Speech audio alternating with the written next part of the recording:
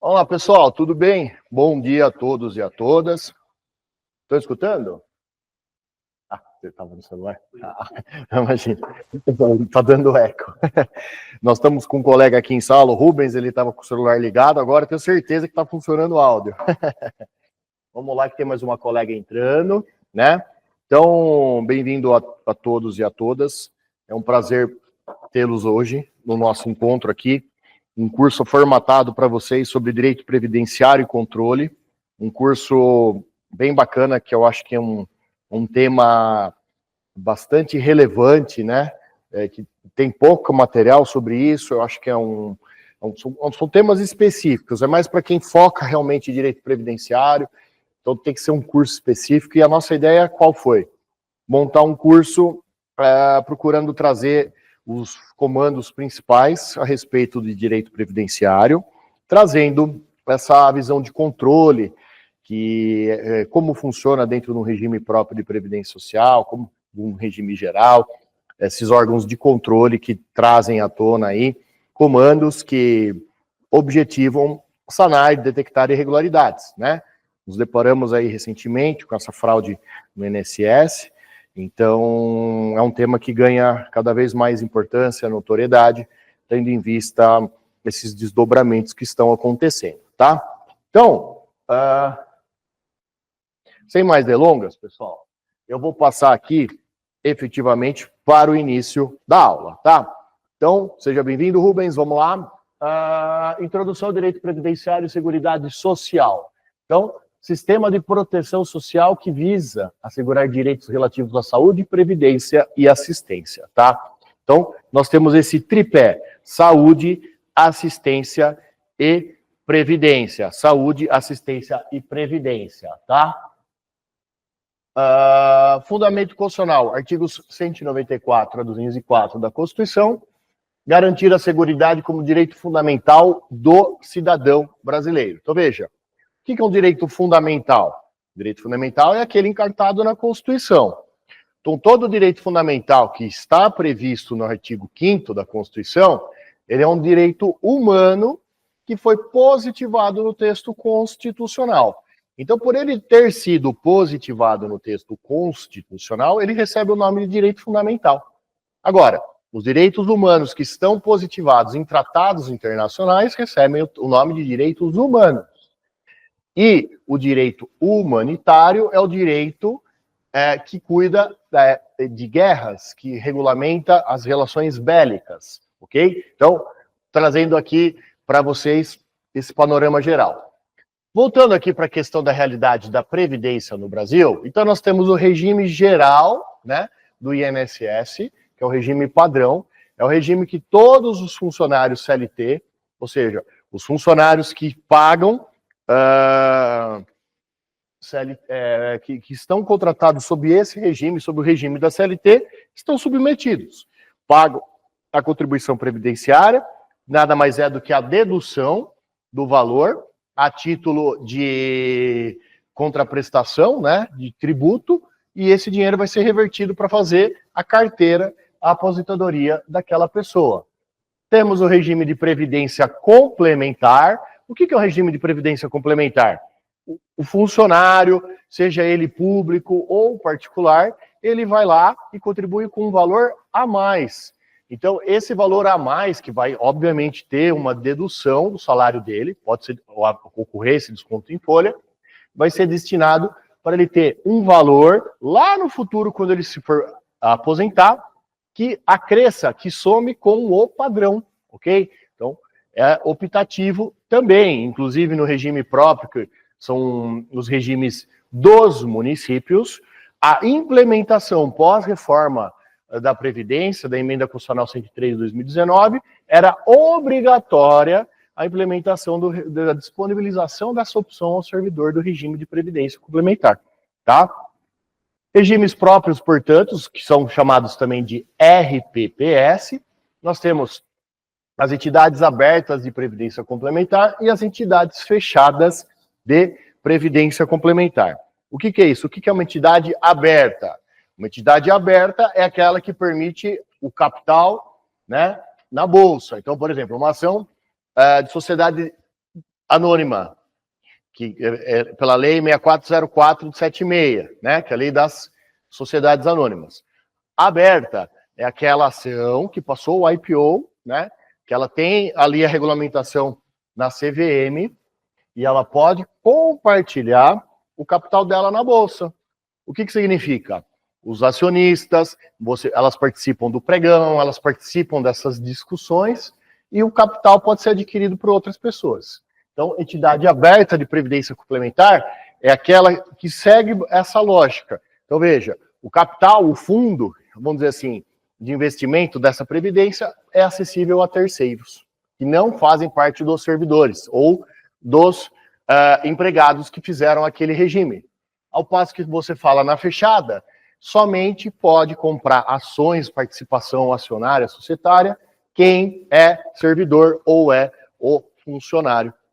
Ficou claro? Então, é isso que a gente tem que pegar. Então, mutatis mutandis, fazendo uma analogia, trazendo a realidade do direito societário para isso, você tem a aberta e a fechada. A aberta, qualquer um pode participar, a fechada só pode participar aquele grupo específico, tá? Por isso que ela recebe o nome de fechada. Ou seja, não tem outras pessoas. Belezinha? Tudo bem até aqui, turma? Tudo certo? Estou escutando bem? Tudo funcionando? Tá bom esse ritmo? Bom, vamos lá então. Então, Constituição e a Seguridade Social. Ótimo. O artigo 194 estabelece a seguridade como direito de todos e dever do Estado. Veja, é um direito de todos e dever do Estado. O que significa ser um direito de todos? Olha, veja bem, eu posso ter, você pode ter, fulano, beltrano, cicrano. Por quê? É um direito humano fundamental. Poxa, sem salário, né? Sem dinheiro, como que eu vou viver? Como que eu vou sustentar a minha família? Como que eu vou pagar o aluguel? Como que eu vou comprar comida? Como que eu vou pagar plano de saúde? Como que eu vou pagar a escola do meu filho, seguro do meu carro, plano de vida? A minha mãe tá doente, eu preciso pagar o hospital. Veja, como dói, né? Os maiores problemas de todas as famílias sempre são financeiros, né? Então, até estava tendo um estudo, recentemente eu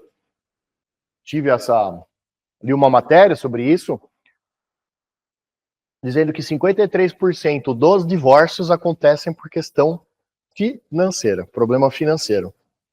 O casal tem alguma crise e isso reflete, do ponto de vista financeiro, na relação entre eles.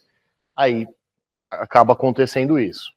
Então, veja, quando a gente fala hoje, nós estamos falando dessa parte de holding, de sucessão patrimonial, tem muita briga entre herdeiros também, né? É muito importante deixar tudo muito bem dividido, tudo muito certo, para evitar desgastes, né, que acabam acontecendo. Bom, então organização e financiamento da seguridade, o princípio da universalidade da cobertura e do atendimento, da uniformidade e equivalência dos benefícios às populações urbanas e rurais, tá? Uniformidade e equivalência, veja, tem que ser equivalente. O que é uniforme? É o mesmo padrão, é a mesma lógica. E equivalência. Seletividade e distributividade na prestação dos benefícios e serviços. Então, veja, o que é algo que é seletivo? Algo que é específico. E distributivo, você distribui, né? Veja, ele tem nessa lógica, no sentido de estar distribuindo, de estar funcionando para outras pessoas. A prestação dos benefícios e serviços, a irredutibilidade do valor dos benefícios, o caráter democrático e descentralizado com a participação da população, tá? Significa caráter democrático. Eu preciso fazer com que isso atenda a uma maior quantidade possível de pessoas. E descentralizado, não está nas mãos só de uma pessoa. Por isso que, por exemplo, você fala no regime próprio, cada município tem o seu. A Constituição trouxe uma regra, uma diretriz, uma normatização padrão, mas ela colocou comandos, ações programáticas, determinando que os municípios implementem aqueles comandos que foram positivados na Carta Constitucional. Então, deu uma certa autonomia. Essa é a questão da descentralização. descentralização. Então, beleza, princípios constitucionais: solidariedade, universalidade da cobertura e do atendimento, uniformidade e equivalência dos benefícios e serviços das populações urbanas e rurais, seletividade e distributividade, irredutibilidade do valor dos benefícios, ou seja, a lógica é, você concede um benefício previdenciário, óbvio, ululante, que por conta da inflação, você vai ter uma desvalorização. Então, você precisa fazer o quê? Se hoje R$3.000 não vai mudar o valor, como não? Tem que ter um aumento progressivo, assim que funciona. Correção de juros, inflação, poder de compra. Então, para 3.000 continua valendo. Eu também vi uma outra matéria falando, a classe, saiu no jornal, desculpa, isso acho que foi no jornal da Globo, alguma coisa de manhã que eu estava vendo. O poder de compra do brasileiro, coisa de 10 anos atrás, a classe média era em torno de R$7.000 que ganhava. Tendo em vista o aumento dos preços em geral, de todos os bens, insumos, para você ter, para ser hoje considerado classe média, naqueles padrões que eles estavam metrificando, R$16.000 tem que ganhar. Impressionante, né? Coisa de 10 anos. Ou seja, o mesmo valor é quase o dobro. Então, veja, quem ganha 7, 8 mil, você não é classe média considerado, né? E a maioria das pessoas ganha em torno disso hoje. Imagine quem ganhava isso lá atrás, quanto que é o poder de compra. Porque para uma família, 7, 8 mil reais, se você tiver filho, tiver que pagar aluguel, tiver que... Você não vira o mês, às vezes, né? Complicado, porque escola de criança é caro, plano de saúde é caro, condomínio, seguro de carro, comida...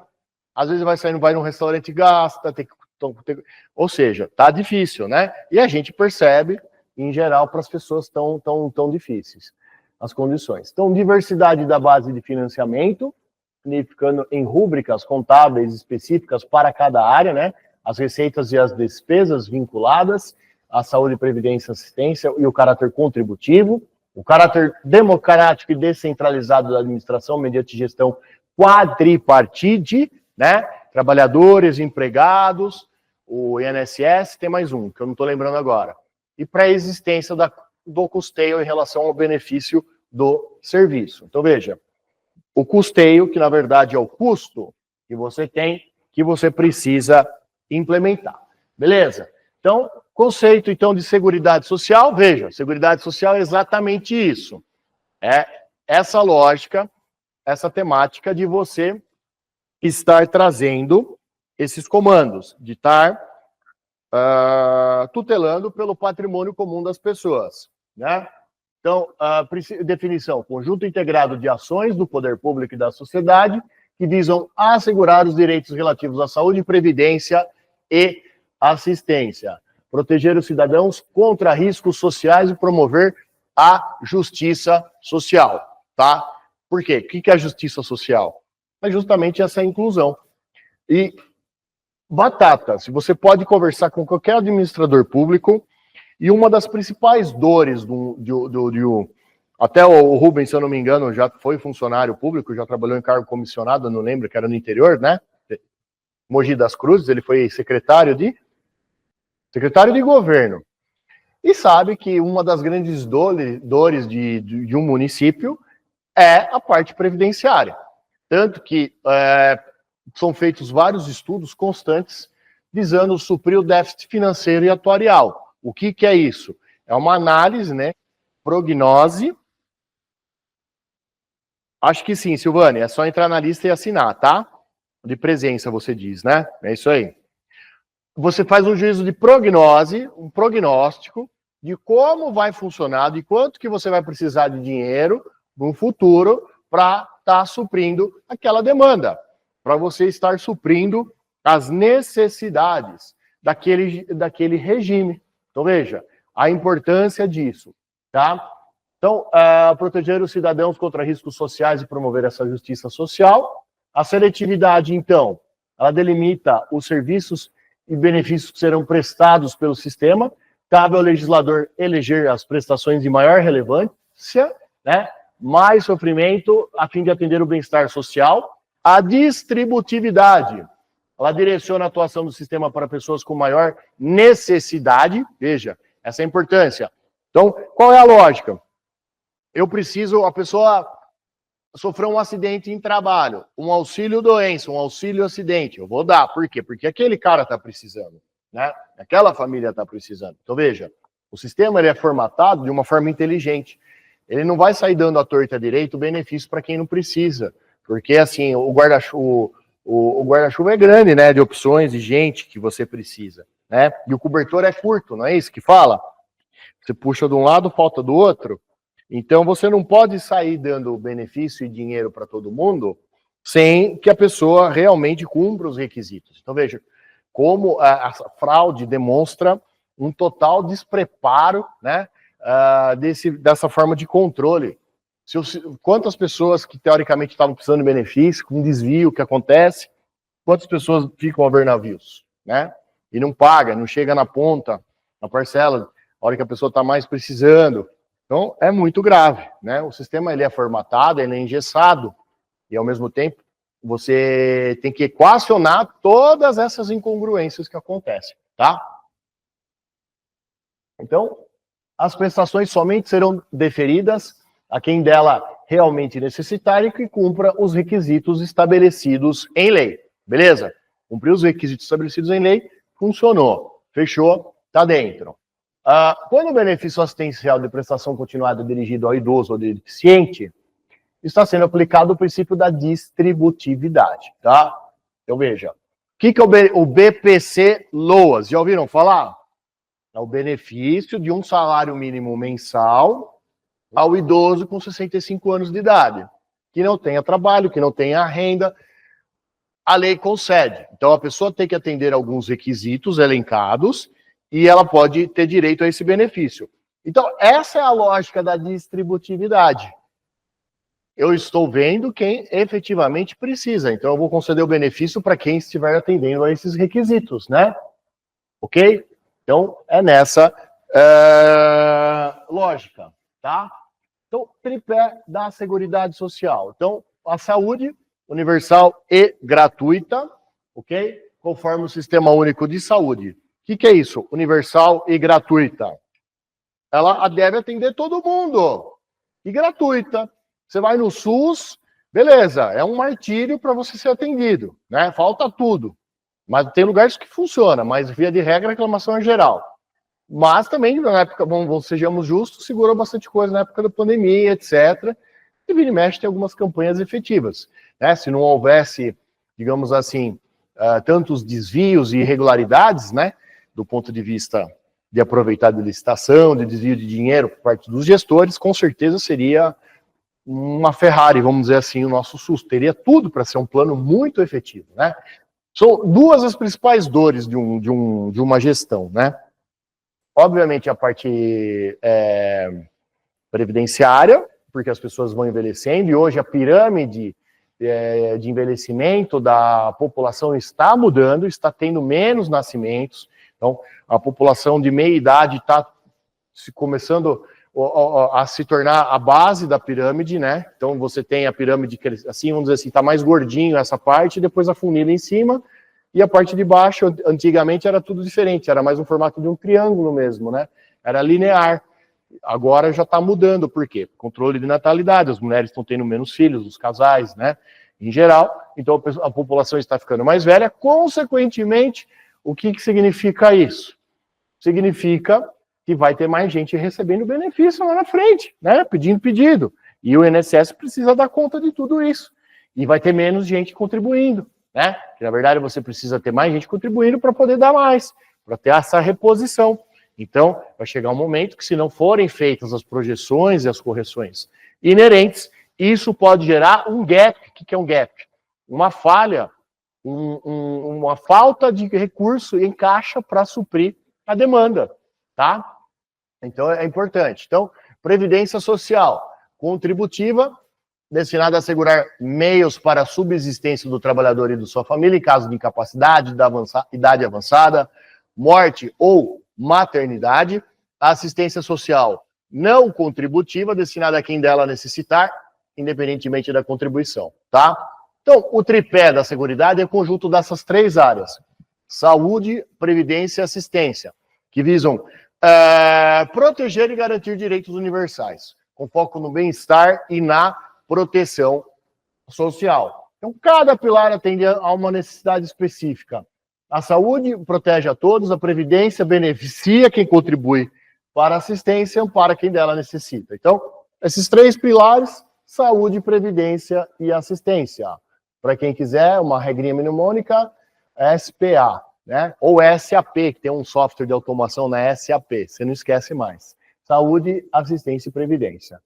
O sistema, então, tem como objetivo assegurar um nível mínimo de proteção e dignidade a todos, integrando ações do poder público e da sociedade para garantir todos esses direitos. Beleza? Bom, princípios, então, fundamentais da Seguridade Social: universalidade de cobertura e do atendimento. Então, assegurar a todos, veja bem, a todos os cidadãos esses direitos.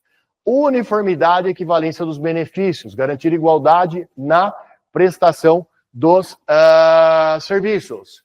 Seletividade e distributividade, priorizar os mais necessitados.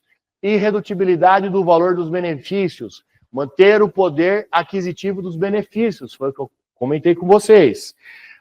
Precisa, tendo em vista juros, correção, a inflação, fazer a revisão, o repasse, o aumento gradativo, de tal forma que você não tenha uma redução significativa do poder de compra.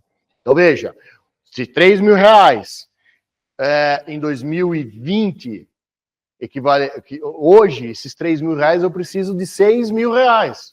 Então, claro que o reajuste que eles fazem não é dessa forma, né? Teoricamente, eles tentam aumentar bem menos, né? Mas se você for fazer uma análise de mercado e tudo mais, é assim que funciona, né? Só que eles não têm caixa para pagar tudo. A gente tem que também ver tudo isso, né? Tem que ser algo proporcional. Caráter democrático e descentralizado da gestão. Então, universalidade da cobertura e do atendimento, garante que todos os cidadãos tenham acesso a essa proteção, tá, da Seguridade, buscando abranger a toda a população. Uniformidade e equivalência. Os benefícios e serviços oferecidos devem ser semelhantes, tanto para as populações urbanas quanto as rurais, garantindo igualdade de acesso. Seletividade e distributividade. A distribuição dos benefícios e serviços deve ser feita de forma a atender necessidades específicas, priorizando os mais necessitados e distribuindo os recursos de forma justa. Então, veja, deve procurar atender quem? Os mais necessitados, ok? É esse o principal e primeiro critério quando da concessão de um benefício, né? Ver quem efetivamente está precisando. Irredutibilidade do valor dos benefícios. Os valores dos benefícios concedidos não podem ser diminuídos ao longo do tempo, buscando preservar seu poder de compra e garantir segurança. Equidade na forma de participação no custeio. Na forma de participação de cada indivíduo ou entidade, deve ser justa e proporcional às suas capacidades econômicas. Diversidade da base de financiamento. O sistema deve ser sustentado por diversas fontes de recursos, tornando-se mais estável e menos dependente de um único meio de financiamento. O que é isso? De onde eu extraio a grana? Então, por isso que pode ter previdência complementar, é ótimo. É um gargalo novo. Pensa, eu sou um gestor. A gente já está tirando tudo daqui. Vamos criar um fundo novo? Quem quiser, tal, mas é um dinheirinho a mais que entra para a gente. Então, veja. Então, o sistema ele tem que se auto-administrar, né, se autogerir, de forma a dar novos indicadores, novas possibilidades de auxílio, de ganho de capital para suprir a concessão do benefício, né? E caráter democrático e descentralizado da administração. A gestão da Seguridade Social deve ser participativa e descentralizada, com o envolvimento da sociedade e dos diferentes níveis de governo, tá? Nesse sentido, portanto, sociedade e diferentes níveis de governo, tá? Tudo bem até aqui, pessoal? Tudo jóia?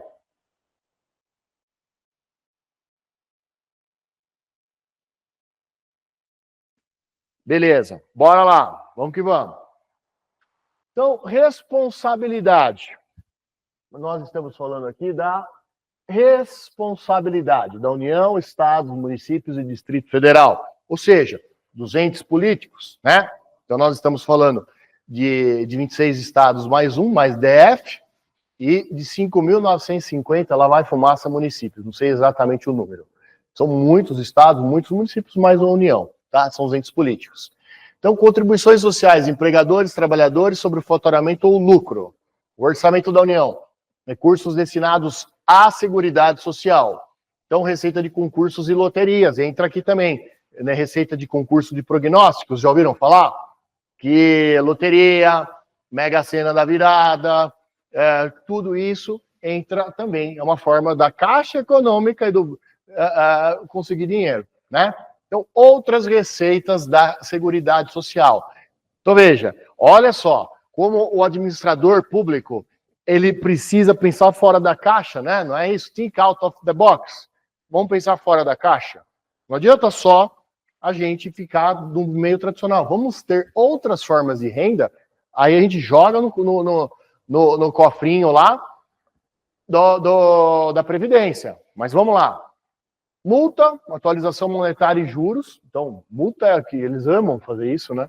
Desde trânsito, de IPTU, de tributo, você deixa de pagar no prazo X, aumenta, né? Então, é uma forma da administração estar repassando e ganhando um dinheirinho a mais extra, né? Sem esforço.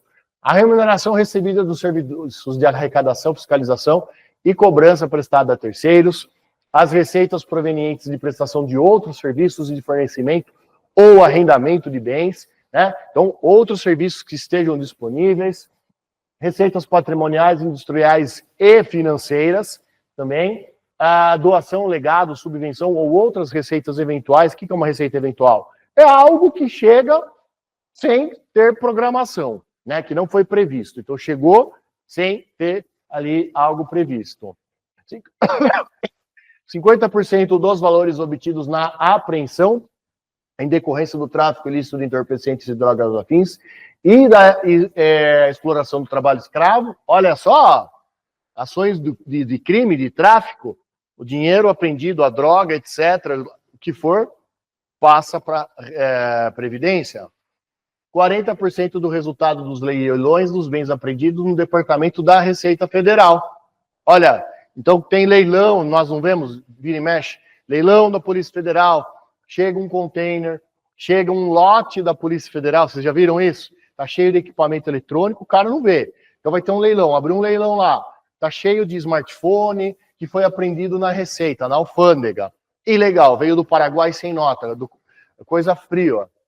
Vamos lá, polícia na fronteira, né, na alfândega, apreende, joga lá no capital, vamos fazer um lote. Então, tem muito golpe disso, não sei se vocês já viram já. Lote da Receita, aí você vai lá, você entra, vai querer dar um lance para participar, tem muito link fake, falso, que tem bandidos, né, se valendo disso para tentar ganhar recursos. Tem que tomar cuidado.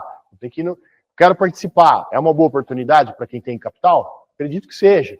Mas você tem que ir no link correto, tá? Para não fazer uma compra frustrada.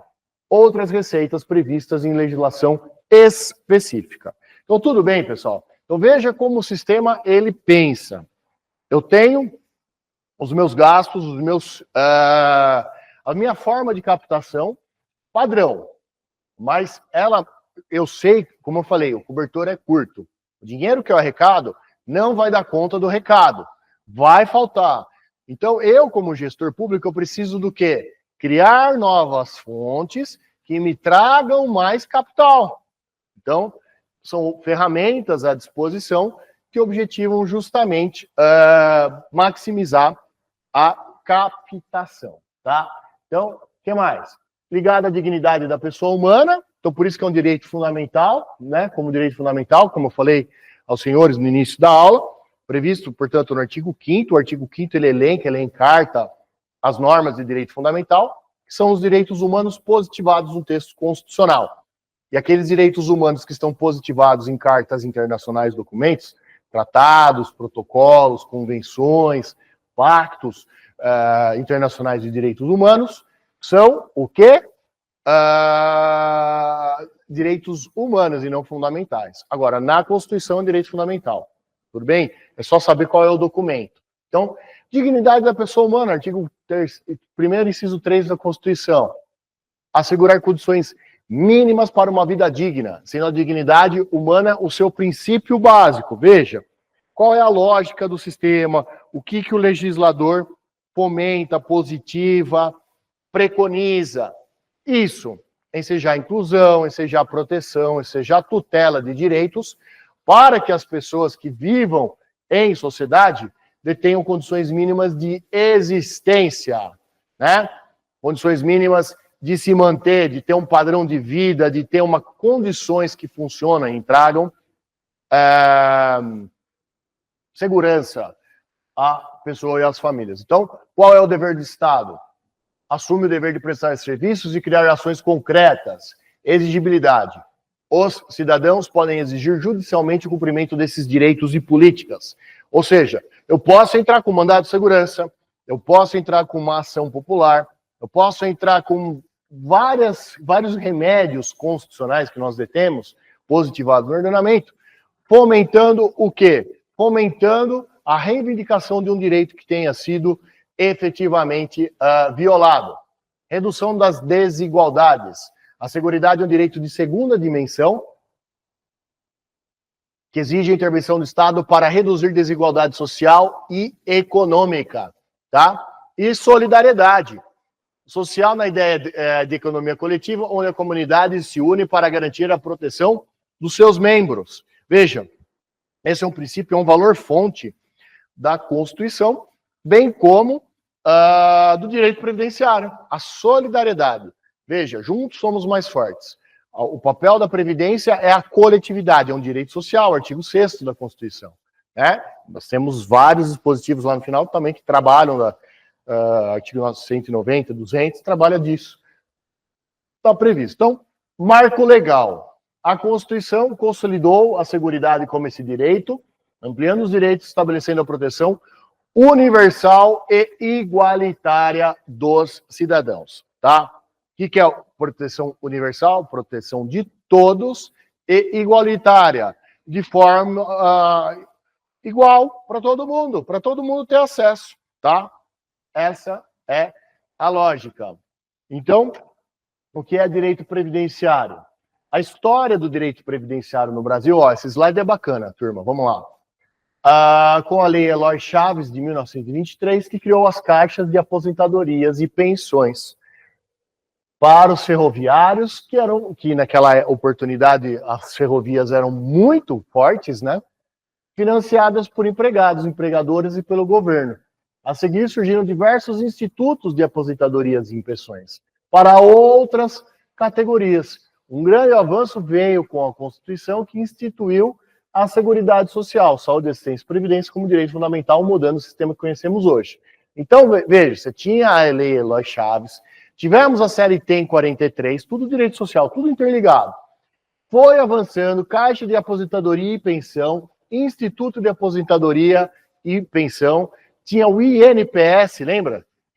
Depois virou INSS, que é o que é hoje, mas Instituto Nacional de Previdência Social, INPS, e agora, que era um desdobramento dessas caixas de aposentadorias e pensões e dos institutos, né?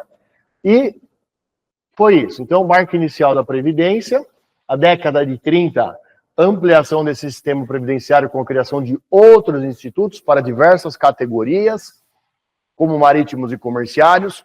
Em 1943, consolidou direitos trabalhistas e previdenciários, ampliando a cobertura dos benefícios, a CLT, unificação dos IAPs. Então, criação do Instituto Nacional de Previdência Social. Olha, então nós tivemos esses institutos de aposentadorias e pensões no Brasil, foi regionalizando, foi descentralizando, mas chegou uma hora que entendeu que precisava centralizar. Foi quando criou o INPS, que unificou os diversos institutos de aposentadoria em uma única estrutura, precursor do atual INSS. Percebe que tudo tem pai, né? Tudo tem uma origem. Então a gente foi puxar lá atrás para a gente entender. Hoje fala em INSS, mas qual é a lógica? Então a lógica é essa. Lei Eloy Chaves, Caixa de Aposentadoria e Pensão, Instituto de Aposentadoria e Pensão, depois Instituto Nacional de Previdência Social, Constituição de 88 e INSS. Beleza? Então, essa é a lógica. Então, Constituição de 88, ela é considerada um divisor de águas, né? Institui um modelo da Seguridade, um sistema tripartite, que abrange saúde, assistência e previdência, como um direito social fundamental, né? Previdenciário. Saúde, direito universal independente de contribuições, assistência para pessoas em situação de vulnerabilidade sem necessidade de contribuição, ok? E entra aí, por exemplo, auxílio, né, BPC Loas, e previdência, aqueles que contribuem para o sistema, garantindo proteção em situações de velhice, doença, invalidez ou morte. Então, a Lei Orgânica da Seguridade Social, Lei 8.212 de 91 e 8.213, né? Regulamento à Seguridade, estabelecendo as bases legais para o sistema. Então, é a Lei de Benefícios e a Lei de Custeio que fala, né? E a Reforma de 88, que é de 20 de 98, que foi instituiu o fator previdenciário, uma fórmula que considera idade, tempo e expectativa de vida para os benefícios, tá? Então, foi criado também, que foi, né, foi a celeridade na administração pública, se eu não me engano, essa emenda 20 de 98, tá? Então, objetivo, tudo bem até aqui, turma? Beleza? Bora lá. Objetivos, então, do direito previdenciário. Garantir uma renda substitutiva, em caso de incapacidade ou idade avançada. Amparar dependentes, né? Em caso de morte do segurado. Promover o bem-estar social. Beleza. Princípios, então, de dignidade, solidariedade social, equilíbrio econômico, proteção ao hipossuficiente, né? E da vedação do retrocesso, que é o tal do efeito cliquê, que eu já... Ah, não, eu não falei nessa turma. O que é o efeito cliquê? Dentro da seara dos direitos humanos, eles fazem analogia com os alpinistas. Então, veja, o cara, ele foi escalar o Monte Everest, certo? O que aqueles carinha lá que escalam? Eles não têm umas garrinhas, umas adaguinhas que eles vão subindo? Então, imagina, você está subindo um monte. Chega uma hora, por que eles vão lá e finca? Para parar, para não voltar para trás, para não ter retrocesso, correto? Para não cair ladeira abaixo.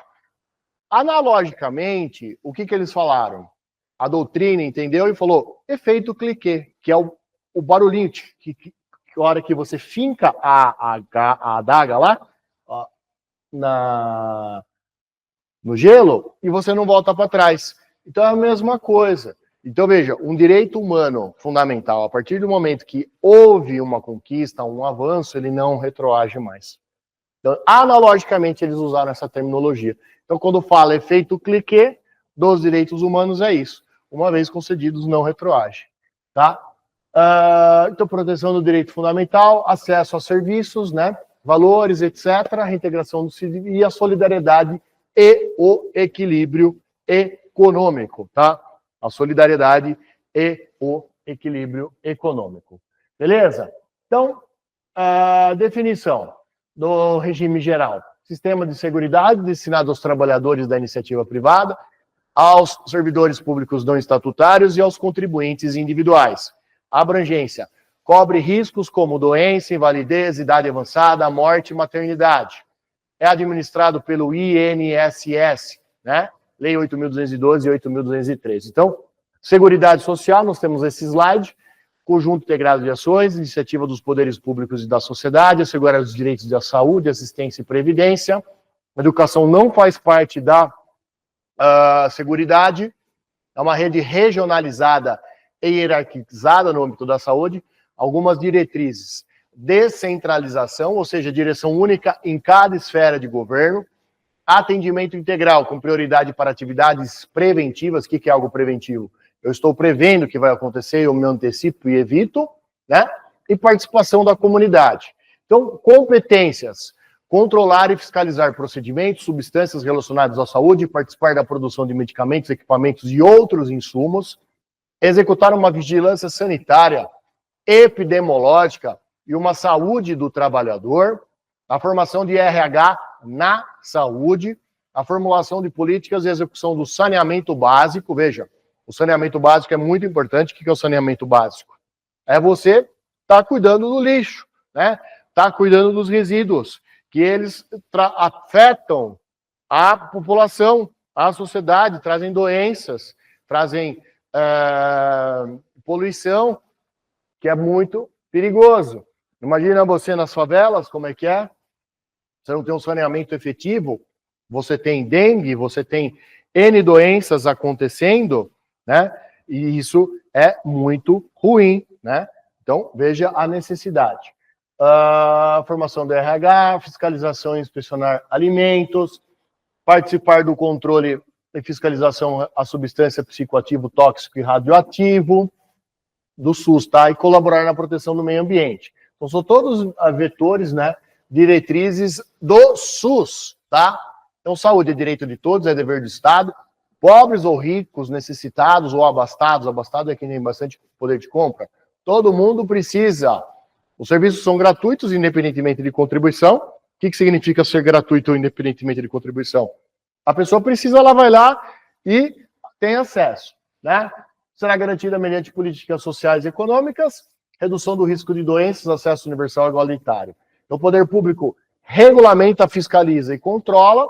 A execução se dá diretamente através de terceiros, por uma pessoa física ou por uma pessoa jurídica de direito privado, tá? Por uma pessoa física ou por uma pessoa jurídica de direito privado. É livre a iniciativa privada, então podem complementar o SUS via contrato de direito público ou convênio, pode complementar. Entidades filantrópicas e sem fins lucrativos têm preferência. O que é uma entidade filantrópica? É uma entidade que não tem, não visa lucro. Então ela vai lá e complementa. Sei lá, uma Fundação Ayrton Senna, com a Fundação Paulo Lemann, uma entidade filantrópica. Eu quero dar 10 milhões para o município de São Paulo, para o município de Guarulhos, onde nós temos sede, contribuindo com a saúde. Posso fazer. Para quê? Para colocar mais equipamentos, mais leitos, mais respiradores, para eventualmente, se tiver uma pandemia, alguma crise, alguma coisa, você está melhor assistido, melhor preparado para lidar com esses problemas. Tá? É vedada a destinação de recursos públicos para auxílios ou subvenções às instituições privadas com fins lucrativos, e é vedada a participação direta ou indireta de empresas ou capitais estrangeiros na assistência à saúde, salvo nos casos previstos em lei, tá? Veja bem quanta coisa, né? Esse material vai ser disponibilizado. Podem ficar tranquilo que vai subir na área do aluno, tá? Então, regime próprio, vamos lá. Sistema de previdência mantido pelos entes para seus servidores efetivos. O que é um servidor efetivo? É um servidor concursado. É aquele que prestou um concurso e passou. O cara foi lá, foi investido, posse, exercício, tudo bonitinho, ele é efetivo. E temos os comissionados. São aqueles que, em função, direção, chefia e assessoramento. Por questão de confiança, é convidado a trabalhar. Eu já fui, o Rubens já foi, funcionário comissionado, tá? Garantir a aposentadoria e pensão dos servidores é realizado pelo Ministério da Previdência Social e pela Constituição de 88. Então, o RPPS é um sistema exclusivo para servidores públicos efetivos, ou seja, aqueles aprovados em um concurso, instituído por cada ente federativo e é gerado pelo próprio órgão público. E tem a função de garantir benefícios dessas aposentadorias e pensões com regras específicas distintas do regime geral. Quais são as principais características? Servidores públicos estatutários, titulares de cargo efetivo, gestão. Cada ente federativo, União, Estados, DF e municípios é responsável por criar e administrar seu próprio RPPS. Eu trabalhei aqui no Instituto de Previdência Municipal de São Paulo, que é o IPREM, e é o maior regime de previdência municipal do Brasil, né? O de São Paulo. Autonomia. O RPPS possui normas e regras próprias que podem ser diferentes do RGPS, que atendem aos trabalhadores do setor privado. Financiamento. É um regime contributivo e solidário, com contribuições do empregador, dos servidores ativos, dos aposentados e dos pensionistas. Regulação, normas gerais e supervisiona por meio do Ministério da Previdência. Qual que é a diferença para o INSS? Enquanto o RPPS é exclusivo para os servidores públicos, o INSS atende a maioria dos servidores do setor privado, tá? O INSS atende a maioria das pessoas do setor privado, beleza? Então, benefícios do RGPS.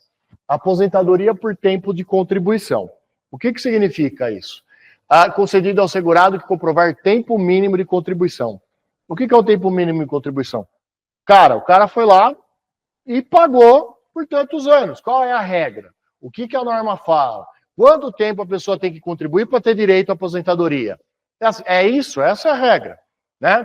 Então, aposentadoria por idade, para segurados que atingem a idade mínima estabelecida, a pensão por morte, o benefício pago aos dependentes do segurado falecido, o auxílio doença, é concedido ao segurado que ficar temporariamente incapaz para o trabalho, tá? 8.213,91. Então, os principais benefícios são aqueles que substituem a renda do segurado, como doença, acidente, invalidez e morte. Eles incluem aposentadoria, auxílio-doença, auxílio-maternidade, pensão por morte, auxílio-acidente, auxílio-reclusão e salário mínimo, né? Quais são esses benefícios? Então, aposentadoria por idade, tempo de contribuição, invalidez ou para trabalhadores expostos a agentes nocivos, que aqui entra a chamada aposentadoria especial, né? Expostos a agentes nocivos. Aqui entra um tema importante. Antes da reforma da Previdência, da emenda 103 de 2009, como que fazia? A aposentadoria especial, 15, 20 ou 25, dependendo tempo de contribuição, leve, grave ou moderado, né? Ele vai ter acesso. Ele não precisava ter idade, então o cara tinha esse tempo de contribuição, às vezes com 55 anos ele tinha esse tempo, por exemplo, um frentista que exposto a agentes nocivos, uma enfermeira que fazia o tratamento, acudia as pessoas, e podem ter esse direito comprovado, desde que tenham esse tempo de exposição, tá? Qual é o documento que comprova isso, essa exposição? Chama-se PPP, Perfil Profissional Psicográfico. Esse documento é feito por um médico de segurança e saúde do trabalho.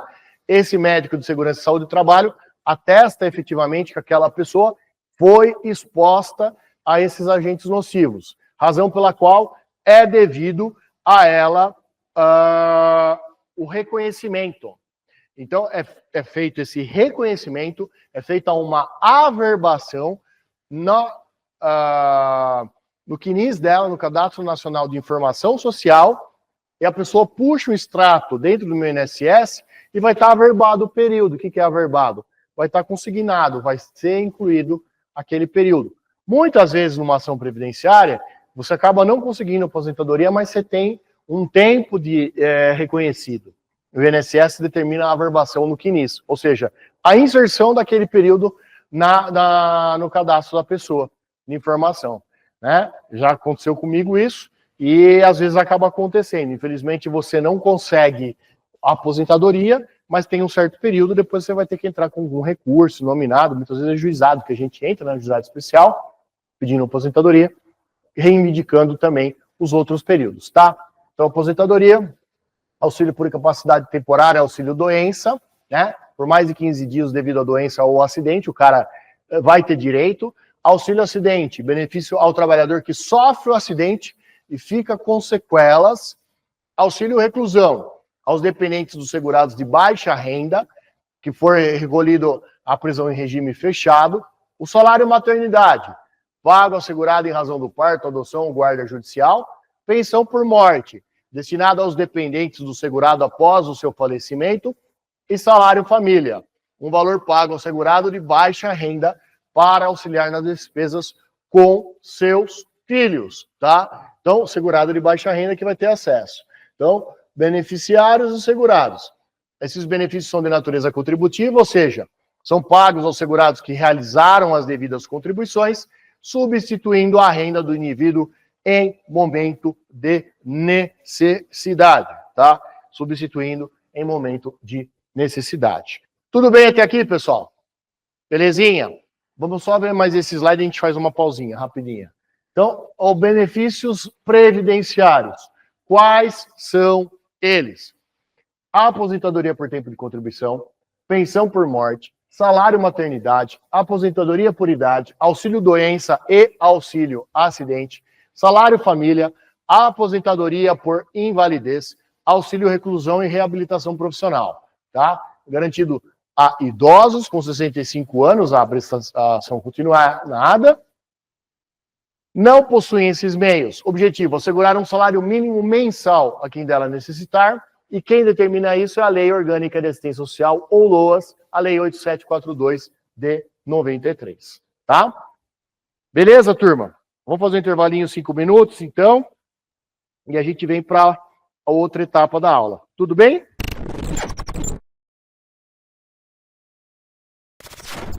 Beleza, turma? Vamos lá, voltando então? Estamos escutando?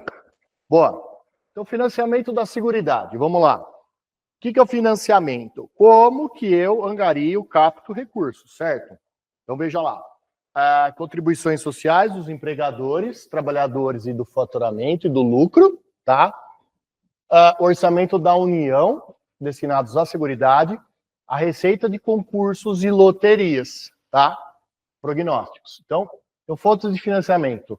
O financiamento, ele é constituído de forma direta e indireta, nos termos da 195. Então, recurso da União, dos Estados, DF, município, contribuições sociais do empregador, empresa, sobre folha de salários, faturamento, lucro, além de impostos, de bens ou serviços do exterior, do trabalhador, sobre o salário de contribuição, com alíquotas progressivas, sem descontar sobre aposentadorias e pensões já concedidas, e das loterias, tá? Então, veja, tudo isso, tá? O que é financiado pela Seguridade? O Sistema Único de Saúde, que é o principal responsável pela garantia do direito universal à saúde. A Previdência, garante renda em casos de aposentadoria por invalidez, morte ou outras, né? E a assistência oferece suporte e renda mínima para indivíduos e famílias em situação de vulnerabilidade social, tá? Então, o controle e a fiscalização, como é feito? No âmbito federal, pelo Tribunal de Contas da União, é responsável por fiscalizar a aplicação dos recursos públicos federais, pelos Conselhos de Seguridade Social, instâncias de participação social na formulação e controle das políticas públicas. Quais são as fontes? A Constituição Federal de 1988, artigos 70 e 204. Tudo bem? Beleza. Esse controle e fiscalização são feitos por diferentes órgãos, dependendo do tipo de regime. O INSS e a Receita fiscalizam o RGPS. A Previc fiscaliza as entidades fechadas de previdência complementar. A SUSEP fiscaliza a previdência privada aberta e os tribunais de contas, que é a Superintendência de Seguros Privados, né? Então, fiscaliza a previdência privada aberta e os tribunais de contas.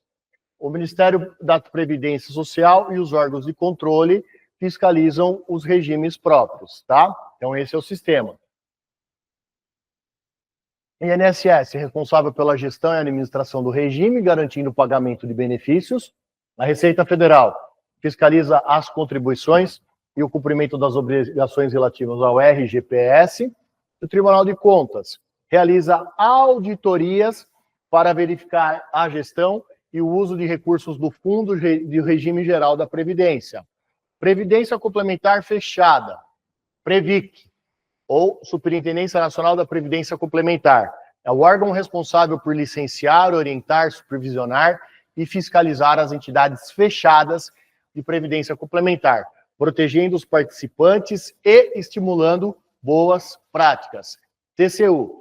Embora essas entidades fechadas não sejam públicas, o TCU possui competência para fiscalizar a aplicação desses recursos das entidades patrocinadas que possuem participação no mercado financeiro. Previdência Complementar Aberta, SUSEP, ou Superintendência de Seguros Privados. É o órgão regulador e fiscalizador de seguros, planos de previdência privada aberta, capitalização e resseguro, tá? Então, Previdência Complementar Aberta. Beleza. Instrumentos. Vamos lá.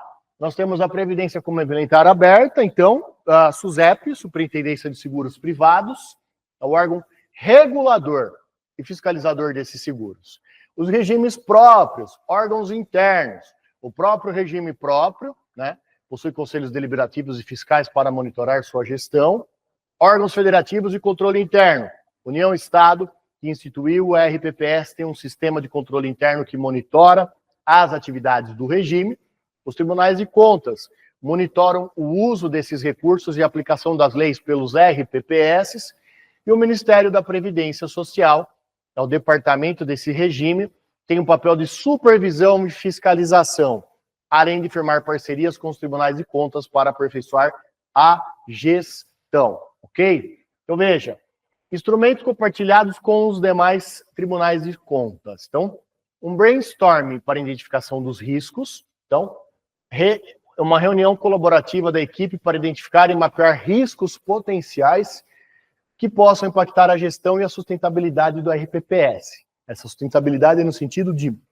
organicidade e capacidade de honrar com os pagamentos. Por isso que é feito esse controle do déficit financeiro e atuarial. Uma matriz de risco, que é um documento que organiza e avalia os riscos desse brainstorming. O que é o brainstorming? Um conjunto de ideias, discussão, que você joga, pega tudo, joga no liquidificador, bate, tira, faz o coa e vê o que sai, né? Matriz de risco.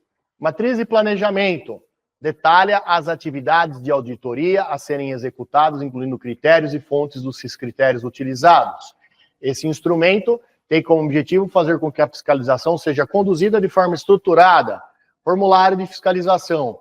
Contém os itens que serão verificados durante o curso dessa auditoria e para os quais será solicitada uma documentação comprobatória. Solicitações e documentos enviados aos fiscalizados. Esse instrumento reúne os pedidos formais de documentos e informações enviados aos entes e entidades auditadas. Essas solicitações são essenciais para subsidiar as análises e verificações durante a auditoria, tá? Benefícios gerados. Planejamento estruturado e fundamentado garantem que os auditores atuem com base em riscos concretos e prioridades bem definidas. Padronização das análises. Promovem uniformidade e transparência nesses processos de fiscalização, facilitando a comparação entre diferentes auditorias. Segurança e confiabilidade. Documentam de forma clara e organizada todas as etapas do trabalho de auditoria, assegurando que essas constatações sejam fundamentadas, evidenciadas e sólidas. Aprimoramento da gestão previdenciária. Ao identificar falhas e vulnerabilidades, como elas contribuem para a melhoria contínua da governança e sustentabilidade financeira do RPPS, tá? Então, veja, é uma forma constante de monitoramento, tá? É uma forma constante de monitoramento. Ótimo. Projeção, então, atuarial, tá? Quando nós falamos em projeção atuarial, pessoal, é justamente o quê? Esses cálculos que precisam ser efetivados e que trazem uma noção de como está o regime, do que está acontecendo, o que precisa ser feito, etc, né? Então, existem projeções de largo prazo, tá? Análise sobre a sustentabilidade financeira dos sistemas previdenciários. Então, veja, na próxima década, daqui 20 anos, daqui 30 anos, do jeito que está formatado, está funcionando, vai dar uma merda, vamos falar o português bem claro, né? Lá na frente, vai ter caixa, o cobertor é curto, não vai ter dinheiro para tudo, tá? Indicadores atuariais, é uma taxa de reposição, o tempo de contribuição, a expectativa de sobrevida. Olha só, o que é isso? Quanto tempo os caras vão estar vivos? Então, veja, quais são os indicadores, quais são os parâmetros, o que a gente usa para fazer esse cálculo, para saber. Lembra que eu comentei com com os senhores sobre a questão da pirâmide que está mudando de natalidade, e isso obviamente impacta diretamente no âmbito previdenciário. Então veja bem, se você tem uma pirâmide assim, que teoricamente funcionava dessa forma, as pessoas mais velhas vão morrendo, do meio vai afunilando e embaixo a base aumenta. Hoje mudou o sistema, hoje a gente tem uma base mais ou menos assim, ou seja, embaixo não está nascendo tanto, na metade está tendo mais gente na metade da curva de natalidade, e em cima, obviamente, está menor, porque são poucas pessoas que vivem muito tempo. Apesar de ter tido uma matéria que eu vi também, achei bem interessante o número de centenários no Japão, 95 mil centenários. Bastante, né? 95 mil pessoas, quase 100 mil pessoas com mais de 100 anos. Eu achei um dado bem significativo que me chamou a atenção. Porque, claro, óbvio, alimentação, eles são todos muito regrados, exercício físico, né? Então, essa questão da longevidade está umbilicalmente ligada com essa profilaxia ao longo da vida. Então, a pessoa que se cuida, que se alimenta bem, que faz exercício constantemente, que tem uma rotina mais regrada, a perspectiva de viver mais é maior, né? Claro, pode ter algum problema de saúde. Ué, o que nós vamos fazer para controlar esse problema de saúde? Hoje, você tem N ferramentas, né, à disposição das pessoas, coisas que antigamente não tinha, tecnologias que não existiam, né, terapias alternativas. Então, é muito importante a gente também, nós nos cuidarmos, né? Eu até estou escrevendo aí um artigo sobre saúde mental, né, que é um problema que a gente está tendo muito, e vai ser uma obra, acho que é de uma comissão de direitos humanos, não lembro, eu estou em algumas comissões da OAB, e vai fazer uma obra coletiva e vai fazer esse artigo sobre saúde mental no trabalho, né? Veja, como é importante a gente estar com a cabeça boa, né? Acho que todo mundo já passou por estresse, né? Já passou, Rubens? Só um pouco, de ficar irritado, de não saber o que está acontecendo, perder o controle, né? É normal, pessoal, porque o que acontece? O nível de exigência de nós hoje é muito alto, né? Então, eu já passei por isso, eu prestava prova de concurso, então teve uma época que eu estudava que nem um retardado, e acabei, quase passei, não passei. Mas a gente tem que manter a sanidade mental, mesmo na época de mestrado, doutorado, eu lembro quando eu fiz, né? É muito cansativo. Ela judia da gente, né? Porque você muitas vezes não tem apoio de ninguém, então você tem que ficar focando lá, buscando informação, coisa pesada, difícil. A orientação também dá as coxas, vamos falar o português bem claro.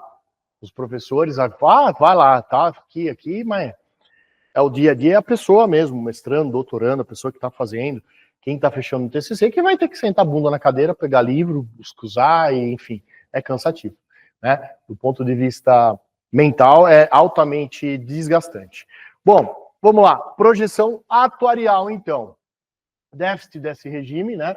A necessidade de financiamento em percentual do PIB, ok? Então, 2,68, é um gráfico, está dizendo até 2100, do valor do PIB. O que é o PIB? O PIB é o Produto Interno Bruto. Ou seja, qual é a fatia, qual é o valor do PIB, da arrecadação do sistema que precisa mandar para a Previdência, né? Então, está falando que vai crescer, né? Olha, vai crescer, desculpa. Que vai precisar mandar, tá certo. Mas o percentual hoje é de 2,68 do PIB. Vai aumentar em 2100 a 11. Em coisa de 10 anos, 5 anos, 2,78, olha como pula aqui, em 40, 3,57, 5, 6, por cento do PIB para pagar déficit do INSS. Nós estamos falando de quantos bilhões, né? Quanto que é o PIB do Brasil? É 1 trilhão? Não sei qual que é o valor do nosso PIB. Deixa eu jogar aqui a informação. Se os senhores quiserem ver, valor do PIB, só para a gente ter uma estimativa, isso é algo real, factível, tá? O PIB do Brasil, por exemplo, em 2024 foi de 11,7 trilhões. No último trimestre foi 3,176 bilhões. tá? Então, veja, trilhões, né? Então, 1.000 bilhões é 1 trilhão. Nós estamos falando, ó, de 2,68 de 11, quase 12 trilhões, quanto que dá? Vocês têm noção? Olha né? Como é muito dinheiro. Então, é isso que eu estou querendo mostrar para vocês. Olha como isso vai aumentar muito, uma questão de 10 anos, 20 anos. Aí fica como? Onde vai ter dinheiro para pagar tudo isso? É justamente essa taxa de natalidade que está tendo menos, vai ter menos gente, as pessoas estão vivendo mais, vai inflar o sistema. Então, essas projeções já estão mostrando, ó, 50, 60, ó, como que vai aumentar. Aqui, ó, vai estar caótico. E isso passa muito rápido, a gente está em 2026 já, praticamente. Aqui, ó, nós já estamos indo para cá. Para 2040, 15 anos não é nada. Já vai aumentar bastante. Depois de 50, quase que dobra em relação a 2025.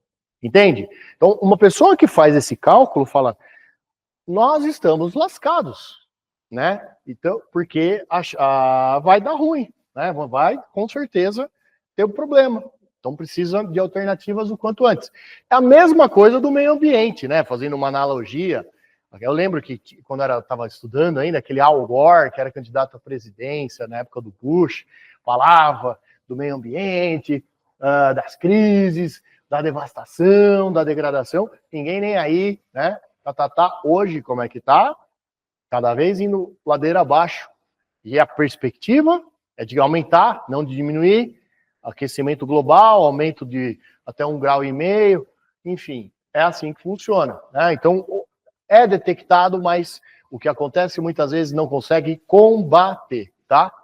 Bom, desafios e reformas. Envelhecimento populacional, então, aumento da população idosa e suas implicações para o sistema previdenciário, a sustentabilidade financeira, necessidade de ajustes para garantir a continuidade dos benefícios, reformas necessárias, propostas de mudanças nas regras de concessão e financiamento. Então, regras atuais da aposentadoria. Então, veja, a idade de aposentadoria deve ser de 85 para mulheres e 95 para homens.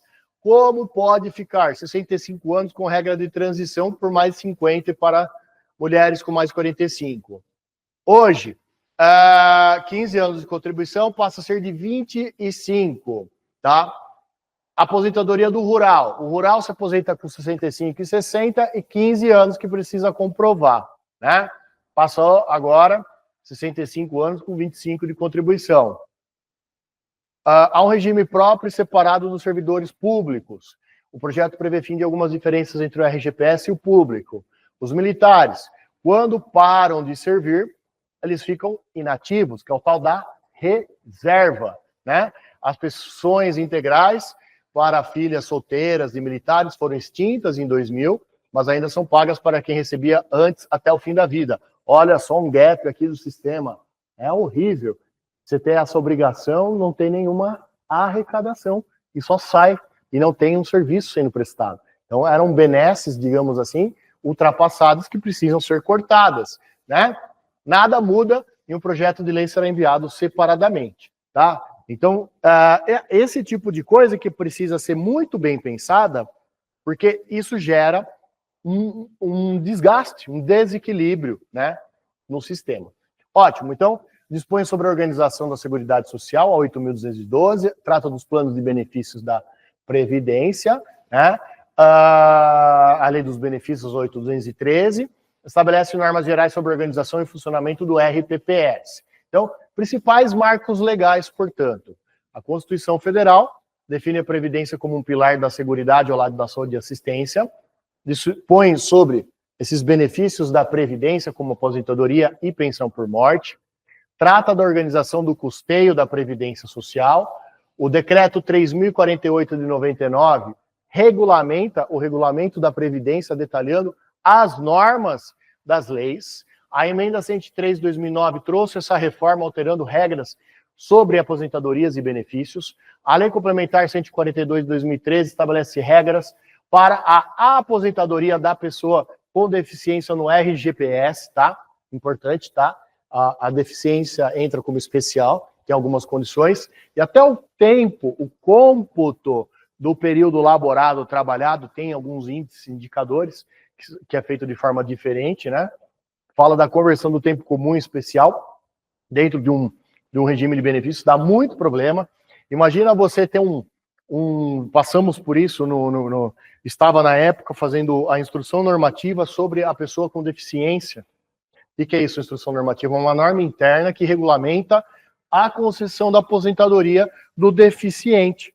E muitas vezes vinha uma certidão de averbação e você tinha dificuldade, o cara trabalhou num outro regime, vinha para esse regime aqui, vamos supor, o cara trabalhou no Rio de Janeiro, vinha para São Paulo.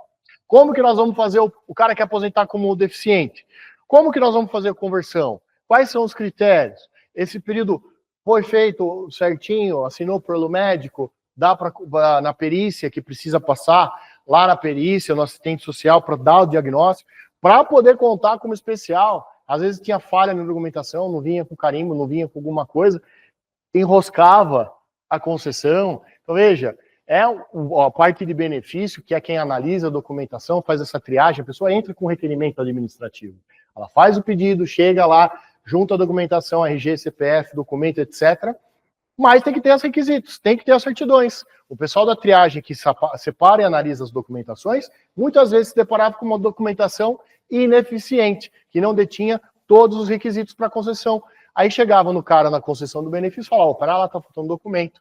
Aí você indefere o requerimento do cara ou pede exigência, né? Olha, cumpra a exigência, providencie isso, faça aquilo.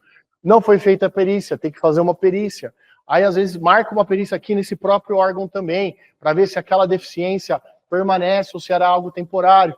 Já teve situação de professora aqui do município, estava aposentada, aí você tem que fazer periodicamente fazer uma análise, né?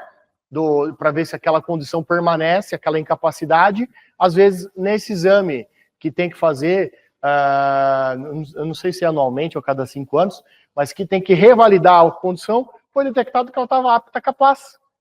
E aí, como é que faz? Você tem que fazer o retorno da pessoa. Ela sai da aposentadoria, né, e reconduzida ao cargo de origem, né, reintegrada na função, porque ela está dando que ela está capaz. Então, veja, é complicado. Só um minutinho, pessoal, que estou recebendo uma ligação. Oi, Beca. Tudo bem? Tudo.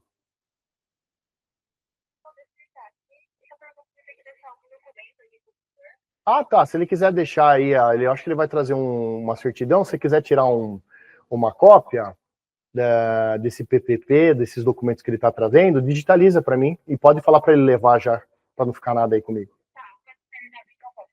Isso, digitaliza para mim o que ele trouxe aí do documento, e se ele trouxe o novo também, que parece que tinha o que era da Serra Azul, né? Tinha da Borsato e da Serra Azul. Tem essas duas empresas. Digitaliza para mim, deixa bonitinho, tá bom? Obrigado. Tchau, tchau. Valeu. Tchau, tchau. Ótimo. Bom, vamos lá. Então, tá, lei complementar, regime próprio, regime geral, regime de previdência complementar. Veja, o regime de previdência complementar, ele é muito importante. Por quê? Como eu falei, ele é optativo, a pessoa opta por isso, mas é uma forma de você trazer dinheiro para a Caixa que pode cobrir despesas futuras. É opcional? É optativo? Não é obrigatório, beleza, mas fica a critério e muitas vezes favorece, né? Então, regime geral, regime próprio, regime de previdência complementar, tá? Perspectivas futuras. Então, vamos lá. Tecnologia e inovação. Então, implementação de sistemas digitais para gestão e concessão de benefícios. É o tal da inteligência artificial voltada, né, para um órgão de previdência. Total sentido, né? Então, imagina, a pessoa faz um requerimento administrativo, vai chegar um robozinho lá, a senhora Previdência, e ela vai fazer a análise. Previdência, analisa para a gente a documentação. Tem exigência? Não tem. Isso já está acontecendo no INSS. Muitas vezes, quando você entra com pedido, é resposta automática de robozinho, em deferimento. O que acontece? Para você poder entrar judicialmente com um processo, com pedido de aposentadoria, pensão por morte, seja contribuição, idade, especial, precisa obrigatoriamente ter a negativa na via administrativa. E veio uma resposta automática, ou seja, o mérito muitas vezes nem é analisado. E abre exigência, você tem que juntar toda a documentação. Para o mérito ser analisado no âmbito administrativo, você junta a documentação, se não, muitas vezes indefere porque não foi juntado o documento, aí você entra judicialmente com uma negativa que estava faltando exigência, o juiz lá na frente extingue o processo sem julgamento de mérito, porque não houve esgotamento da via administrativa, porque não foi juntado o documento na fase oportuna. Eles estão nem aí. Demora, às vezes, 2 anos um processo de tramitação. Quando vai para a conclusão, para a decisão, o juiz vê isso, que não houve esgotamento da via administrativa, porque não teve fase de documento. Eles estão nem aí. Aí você perde o processo. Interesse de agir, né? Então, veja, como é importante a fase administrativa. Se você não fizer certinho, tintim por tintim, juntar todos os documentos, tiver um indeferimento, mas que tenha tido tudo certo, toda a análise, toda a produção probatória necessária, você está lascado. Você vai entrar e perder o objeto da ação na hora que você entra em juízo. Como é importante isso? Ninguém fala isso, né? É a prática que ensina a gente. Quando volta o indeferimento, quando volta uma decisão, quando você perde um processo, quando o cliente está te enchendo o saco. Acabei de atender o telefone agora, é um cliente meu frentista. O pedido dele de aposentadoria especial tinha um PPP que não foi aceito porque estava faltando o CNPJ do carimbo embaixo. Tinha escrito Borsato, Tupéva Limitada, o posto, não tinha o número do CNPJ. E aí, por questões formais, veio uma sentença extintiva, tinha parte do período, mandou averbar no CNIS, reconhecendo o período, parte não, porque não cumpriu esse requisito. Junto uma jurisprudência, daquelas que eles jogam lá, e indefere, fala, ó, falta de requisito formal no PPP invalida, não pode ser aceito como meio de prova. Assinado, tal, mas não assinou. Aí o que eu pedi para ele? Então, vamos pegar esse carimbo. Foi lá, pegou o carimbo, assinou. Um outro lá também que tinha, estava com um problema que não tinha sido reconhecido, fez as adaptações, as questões necessárias. Eu agora, hoje é o último dia, recurso nominado. Vou entrar com o recurso nominado, vou juntar esse meio probatório e vou bater nessa tecla para tentar reverter a decisão, dizendo que é integral, o período tem que ser considerado todos os períodos e que ele já cumpriu os requisitos. Especial antes da reforma independe de idade, ele não tem idade. Mas ele tem tempo de contribuição, ele tem uns 25 anos. Ele tem, acho que 57 hoje. Naquela época ele tinha 52, 53. Né? Hoje não aposentadoria. Mas naquela época, como ele pegou a regra de transição, quando entrou com o pedido, ele tinha os requisitos. Então, direito adquirido. Então, pegou o tempo de contribuição dele, vale. Entendeu? É isso que eu estou batendo nessa regra de transição. Bom.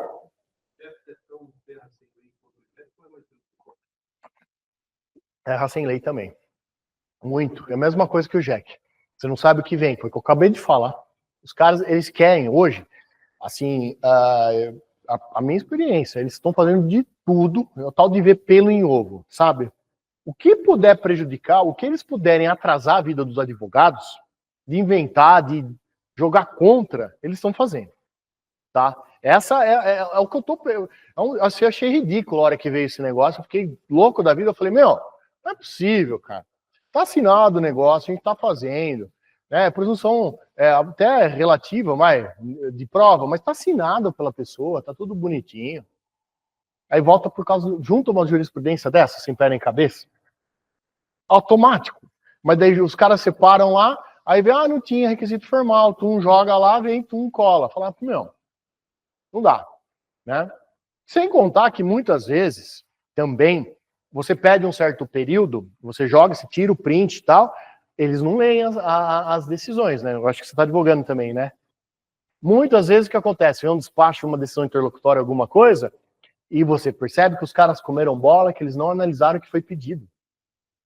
Ou um documento que você pediu, não vem. Pera lá, aí você entra com uma petição falando, folhas tal documento que foi solicitado, não estou entendendo por que está sendo pedido. Ou seja, eles não vêm. E demora, aí o cliente fica te enchendo o saco, buzinando na sua orelha. Você fala, doutor, mas não anda, doutor. Eu falo, você quer que eu faça? Os caras erram, o quê? E a gente fica coado, né? Então... Sim, uma faculdade, como assim? É opcional, né? A pessoa, você escolhe, o critério o salário mínimo, né? Na estadual é 40, na federal é 60.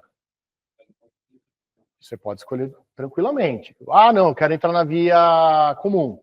Posso entrar na comum na justiça. Mas qual é a diferença? Acho que o trâmite é mais rápido no juizado, que é um dos princípios da celeridade, né? Se no juizado está demorando, imagine numa vara comum. Que está 6 meses. E vai para ir para a perícia. E vai demorar. Você pode ter certeza que vai demorar. Aí o que acontece? Só que quando você está na comum, não tem teto, né? Quando você está no juizado, 60 salários mínimos é o teto, que equivale hoje, salário 1.518, 91 mil reais, alguma coisa em torno disso.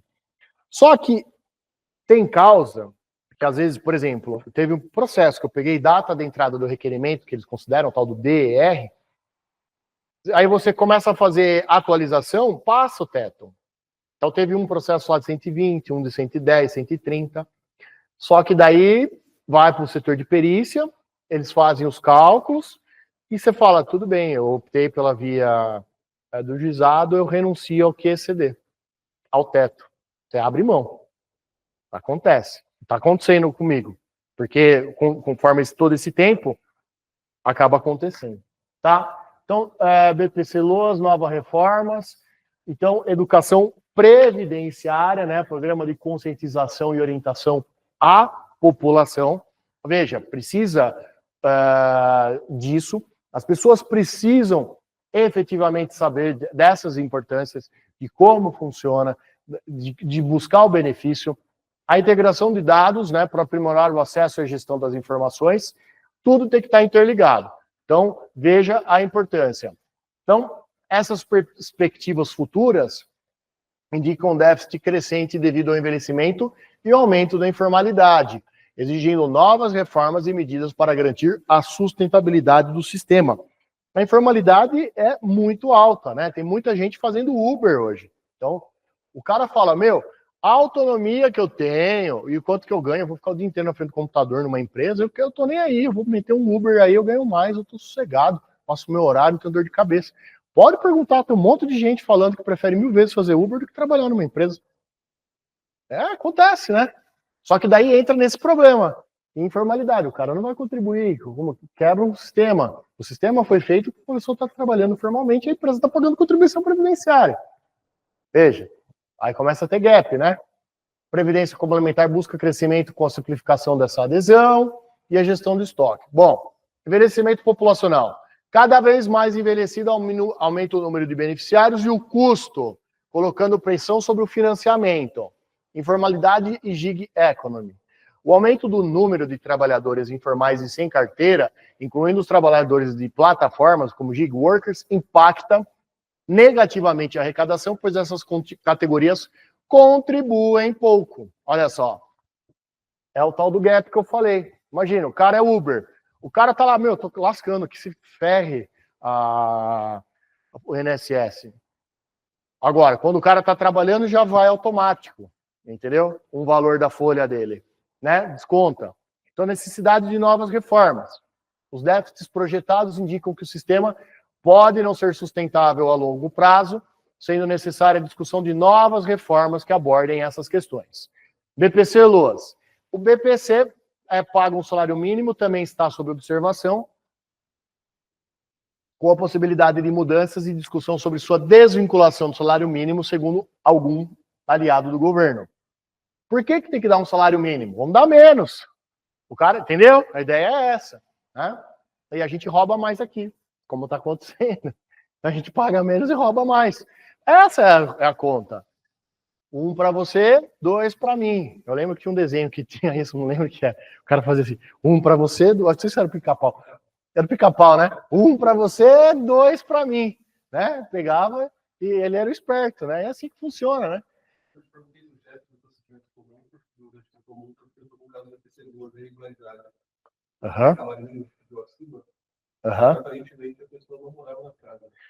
Ah, se assistente... Pediu?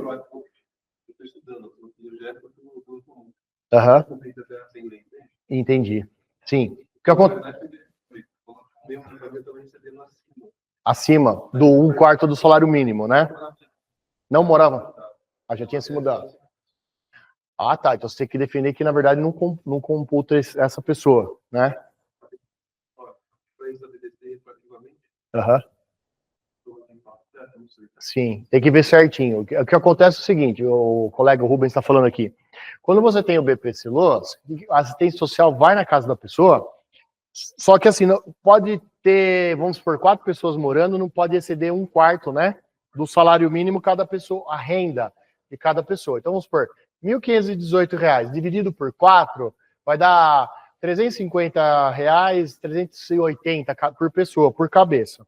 Se você tem uma menina que faz estágio, conta, ou uma mulher, conta, o marido, conta, um Bolsa Família, conta, aí cai por terra e a pessoa não tem direito ao BPC. Aí é um fator excludente. Aí a assistente que foi lá, analisou a situação, viu tudo direitinho, ela vai dar um lado falando, olha, não preenche os requisitos. Eu não sei se você já fez assistência judiciária, já fez? Gratuita, de OAB? Quando você atende a assistência judiciária gratuita, eu faço.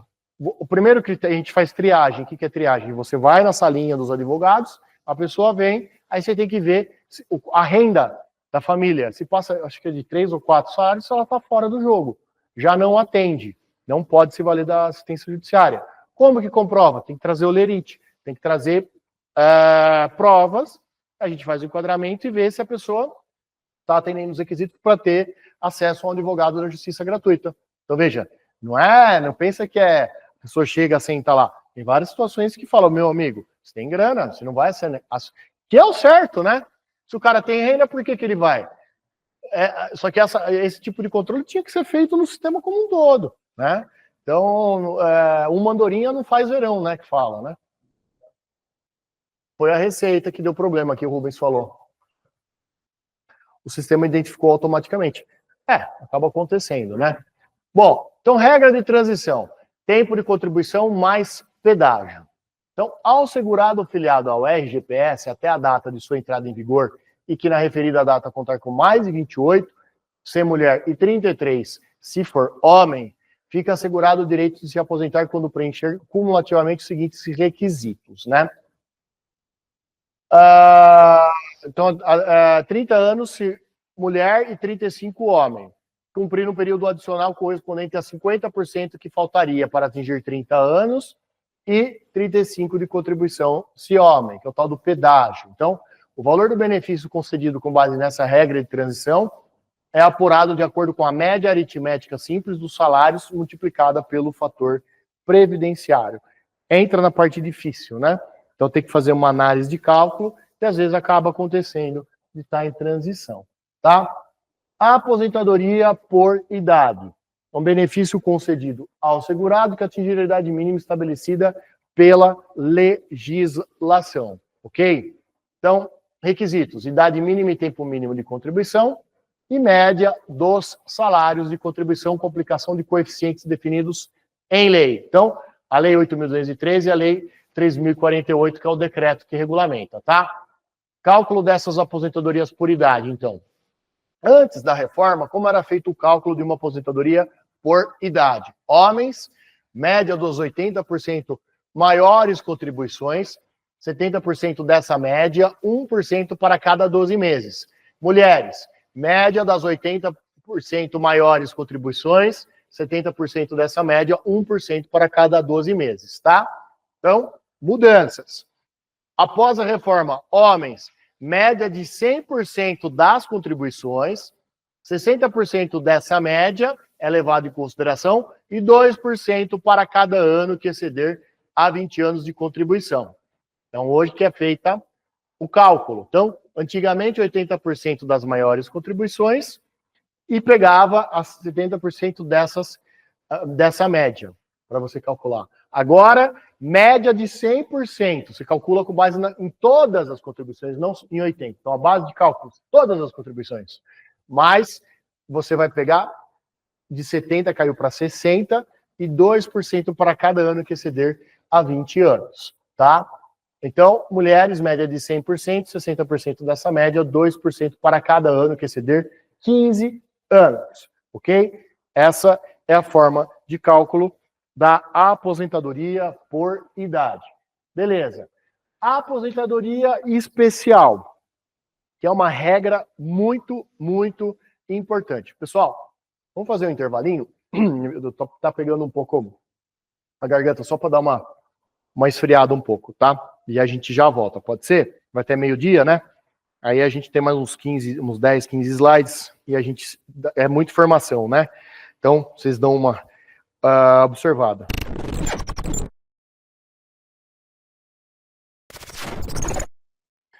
Beleza, bora lá então.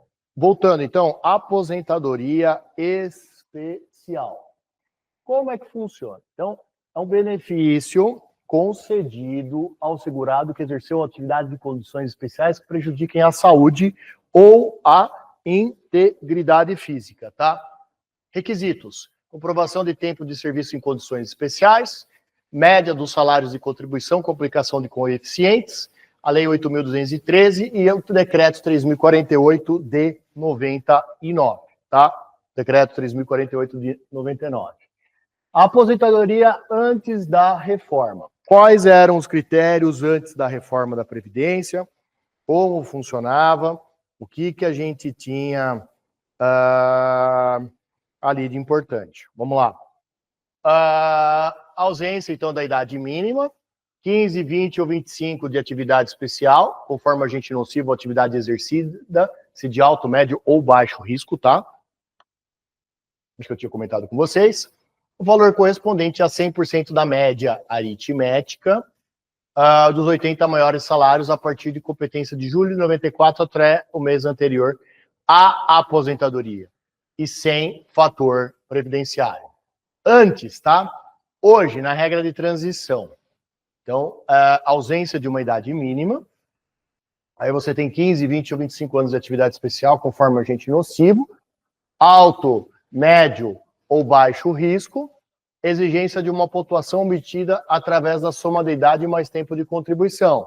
66, atividade de alto risco, 76, médio, 86, baixo. Valor correspondente a 100% dessa média aritmética desses 80% maiores salários, sem fator previdenciário. Após a reforma, exigência de uma idade mínima de acordo com a atividade especial exercida. Passou a ter uma idade mínima. 55 anos quando se tratar de atividade especial e 15 anos de contribuição, que é risco alto, né? 58 quando se tratar de atividade especial de risco médio e mais 20 anos. Então, são requisitos cumulativos. E 60 anos, quando se tratar de atividade especial, com 25 anos de contribuição e risco baixo, ok? Então, a pessoa tem que ter esses dois requisitos. Valor mudou também, 60% da média de todos os salários, não mais de 80%, e sim de 60%, né? Com tempo até o mês anterior, acrescido de 2% por ano aos 20 anos para homens e 15 anos para as mulheres, ou 15 anos de atividade especial para homens ou mulheres, sem fator previdenciário. Tudo bem? Então, veja, são essas as regras. Antes da reforma, uma regra de transição, e após a reforma da Previdência, leia-se Emenda Constitucional número 103 de 2009. Pensão por morte. Tudo bem, pessoal? Deu para pegar? Uma tabelinha, né? Legal, tá? Vocês terão acesso a essa tabelinha depois da aula. Então, são muitas regras, mas eu estou tentando condensar e deixar bem didático para vocês conseguirem aí absorver, tá? Então, oi? Uma manobra para o INSS não quebrar, exatamente. Então, aumenta a idade, né? Que antes não tinha, passou a ter idade nessa aposentadoria por tempo de deficiência, justamente para dar uma aliviada um pouco, né? Vamos postergar o máximo que dê a concessão da aposentadoria, tá? Sim. 80%, né? A média de 80%, agora é 60%, né? Então é tudo para prejudicar, né? Então, benefício pago aos dependentes do segurado falecido, a pensão por morte, comprovação da dependência econômica e qualidade, e percentual do valor da aposentadoria que o falecido recebia ou teria direito. Então, veja, pensão por morte. Tem direito a esse benefício, né? Os dependentes dessas pessoas que já eram segurados na Previdência e faleceram, cônjuge, companheira, companheiro e o filho não emancipado de qualquer condição menor de 21, ou inválido, ou que tenha deficiência intelectual, mental ou deficiência grave. Então, cônjuge, companheira, companheiro, filho não emancipado e menor de 21 anos ou inválido. Os pais. O irmão não emancipado de qualquer condição menor de 21 ou inválido, ou que tenha deficiência intelectual, mental ou deficiência grave. Então, são condições, tá? O benefício da pensão por morte, então, cônjuge, companheira, companheiro e o filho não emancipado de qualquer condição menor de 21 ou inválido, ou os pais, o irmão não emancipado menor de 21 ou inválido, que tenha deficiência intelectual, mental ou deficiência grave. Muitas vezes fala, tem acumulação, na concorrência, quem que prevalece, tem umas coisas, né? Às vezes cai e prova essas coisas aqui. Bom, auxílio-doença. Como é que funciona o auxílio-doença? Veja, benefício concedido ao segurado que ficar temporariamente incapaz para o trabalho. Requisitos: comprovação da incapacidade temporária e da qualidade segurada. É o que você está? Auxílio-doença? O Rubens está, porque ele teve um acidente de moto, ele se machucou, então ele está recebendo auxílio-doença agora do INSS. Cálculo: média dos salários de contribuição com aplicação de coeficientes definidos em lei, né? Qualidade de segurado do INSS ou estar em período de graça, carência, ou seja, de 12 contribuições mensais, tem que ter pago, né? 12 contribuições mensais, estar incapacitado ao trabalho por mais de 15 dias. Então, quem tem direito ao auxílio-doença? Trabalhadores com registro de carteira, empregados, são os empregados em contrato formal, né? Que contribuem para o INSS por meio de desconto em folha. Caso sofram um acidente relacionado ao trabalho, podem pedir o auxílio-doença. Trabalhadores avulsos são aqueles que prestam serviços a diferentes empresas, mas sem vínculo empregatício formal, né? O portuário é um exemplo de trabalhador avulso. O cara não tem vínculo, o cara não está registrado, né? Então, é um exemplo de trabalhador avulso. Se sofrerem um acidente durante a atividade laboral, também tem direito ao auxílio-doença de trabalho. Segurados facultativos são pessoas que não possuem vínculo empregatício, nem exercem atividade remunerada, mas optam por contribuir para o INSS. Se sofrerem um acidente durante a vigência, também tem direito ao auxílio-doença. Contribuintes individuais são pessoas que não possuem vínculo empregatício, mas exercem atividade remunerada e optam por contribuir. São os trabalhadores autônomos. E segurados especiais engloba agricultores, familiares, pescadores artesanais, indígenas, entre outros trabalhadores rurais, tá? Agricultor, familiar, pescador, artesanal e indígenas. Se sofrerem um acidente relacionado, podem solicitar o auxílio-doença. Beleza? Então, veja, trabalhador com registro de carteira, trabalhador avulso, segurado facultativo, contribuinte individual e segurado especial. Beleza. Auxílio-acidente. O benefício concedido ao segurado que sofre acidente que resulta em sequelas que reduzem a capacidade para o trabalho. Será que o seu é auxílio-acidente? É auxílio-acidente, né? Não doença. Não, o meu auxílio por hora, porque a gente é consolidado a sequela. Quando consolidou a sequela, vira acidente, é isso? Então vai trocar o benefício? Quando tem sequela que prejudica o labor do camarada, ele recebe indenização. O Rubens está falando. Então você passou na perícia, não deu entrada. A doença é temporária. E por quanto tempo pode receber o auxílio-doença? Até 6 meses o teto. Aí tem que renovar. Já o acidente é definitivo. O cara fez o exame e diagnosticou que é permanente aquele quadro. Pro resto... Ah, tá. Ah, o cara não precisa mais atualizar no acidente. Então, dois anos ele tem que passar na perícia para ver se permanecia com condição. Hoje, o doença vira acidente, quando fica a sequela definitiva, uma vez concedido, o cara está garantido, só que o valor que ele vai receber no acidente é menor do que no auxílio doença. Beleza?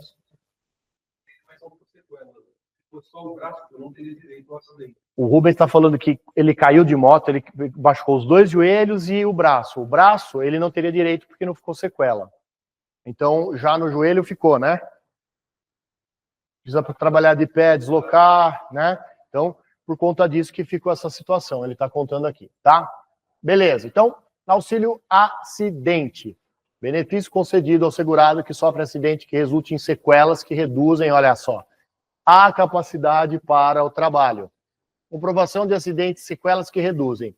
Percentual do valor da aposentadoria por invalidez que o segurado teria direito. 8.213 e a 3.048,99. Requisitos do auxílio acidente. 4 requisitos. A qualidade de segurado, tá? O cara tem que ser segurado. Ter sofrido um acidente de qualquer natureza. A redução parcial e definitiva da capacidade para o trabalho habitual, ou seja, definitiva, é algo que foi consolidado e que não vai mudar, tá? E nexo causal entre o acidente e a redução da capacidade. Veja, aquele desdobramento fático, aquele problema, aquele entrave que gerou o direito à percepção desse auxílio, beleza? É assim que funciona, tá? Salário maternidade. É um outro...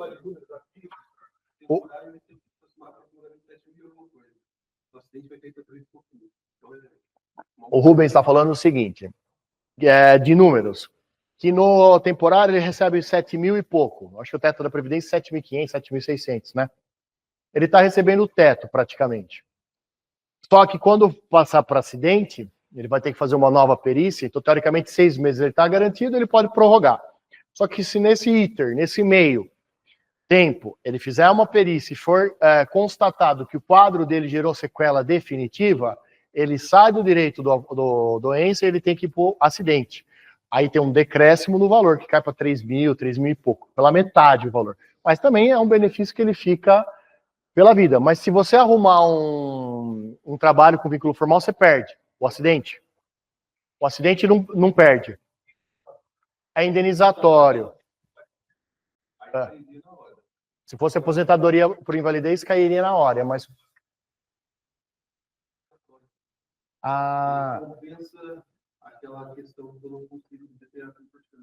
Entendeu? Então, a aposentadoria por incapacidade, se ele arruma um trabalho, ele perde a aposentadoria por incapacidade. Agora, se ele arrumar um trabalho, no caso do auxílio acidente, como é indenizatória a verba, ele pode acumular com um trabalho formal que ele não perde o benefício. Interessante, né? Então, fica aí essa constatação. Beleza. Salário maternidade. Benefício concedido ao segurado, à gestante ou adotante. Comprovação da gestação ou adoção e qualidade de segurado. Média dos salários de contribuição com aplicação de coeficientes definidos em lei. Quem tem direito ao salário maternidade? No parto, a empregada, quando pedir a partir de 28 dias antes do parto. Na empresa, precisa de um atestado médico ou certidão de nascimento. A desempregada, a partir do parto, no INSS, precisa de uma certidão de nascimento. A adoção, todos os adotantes têm direito a salário maternidade. A partir da adoção ou guarda para fins de adoção, termo de guarda ou certidão nova. E aborto legal, a empregada, a partir da ocorrência do aborto, na empresa, atestado médico comprovando a situação.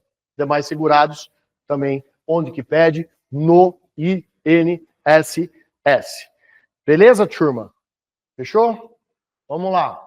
BPC, então, ou benefício da prestação continuada, BPC LOAS. Então, 2 requisitos.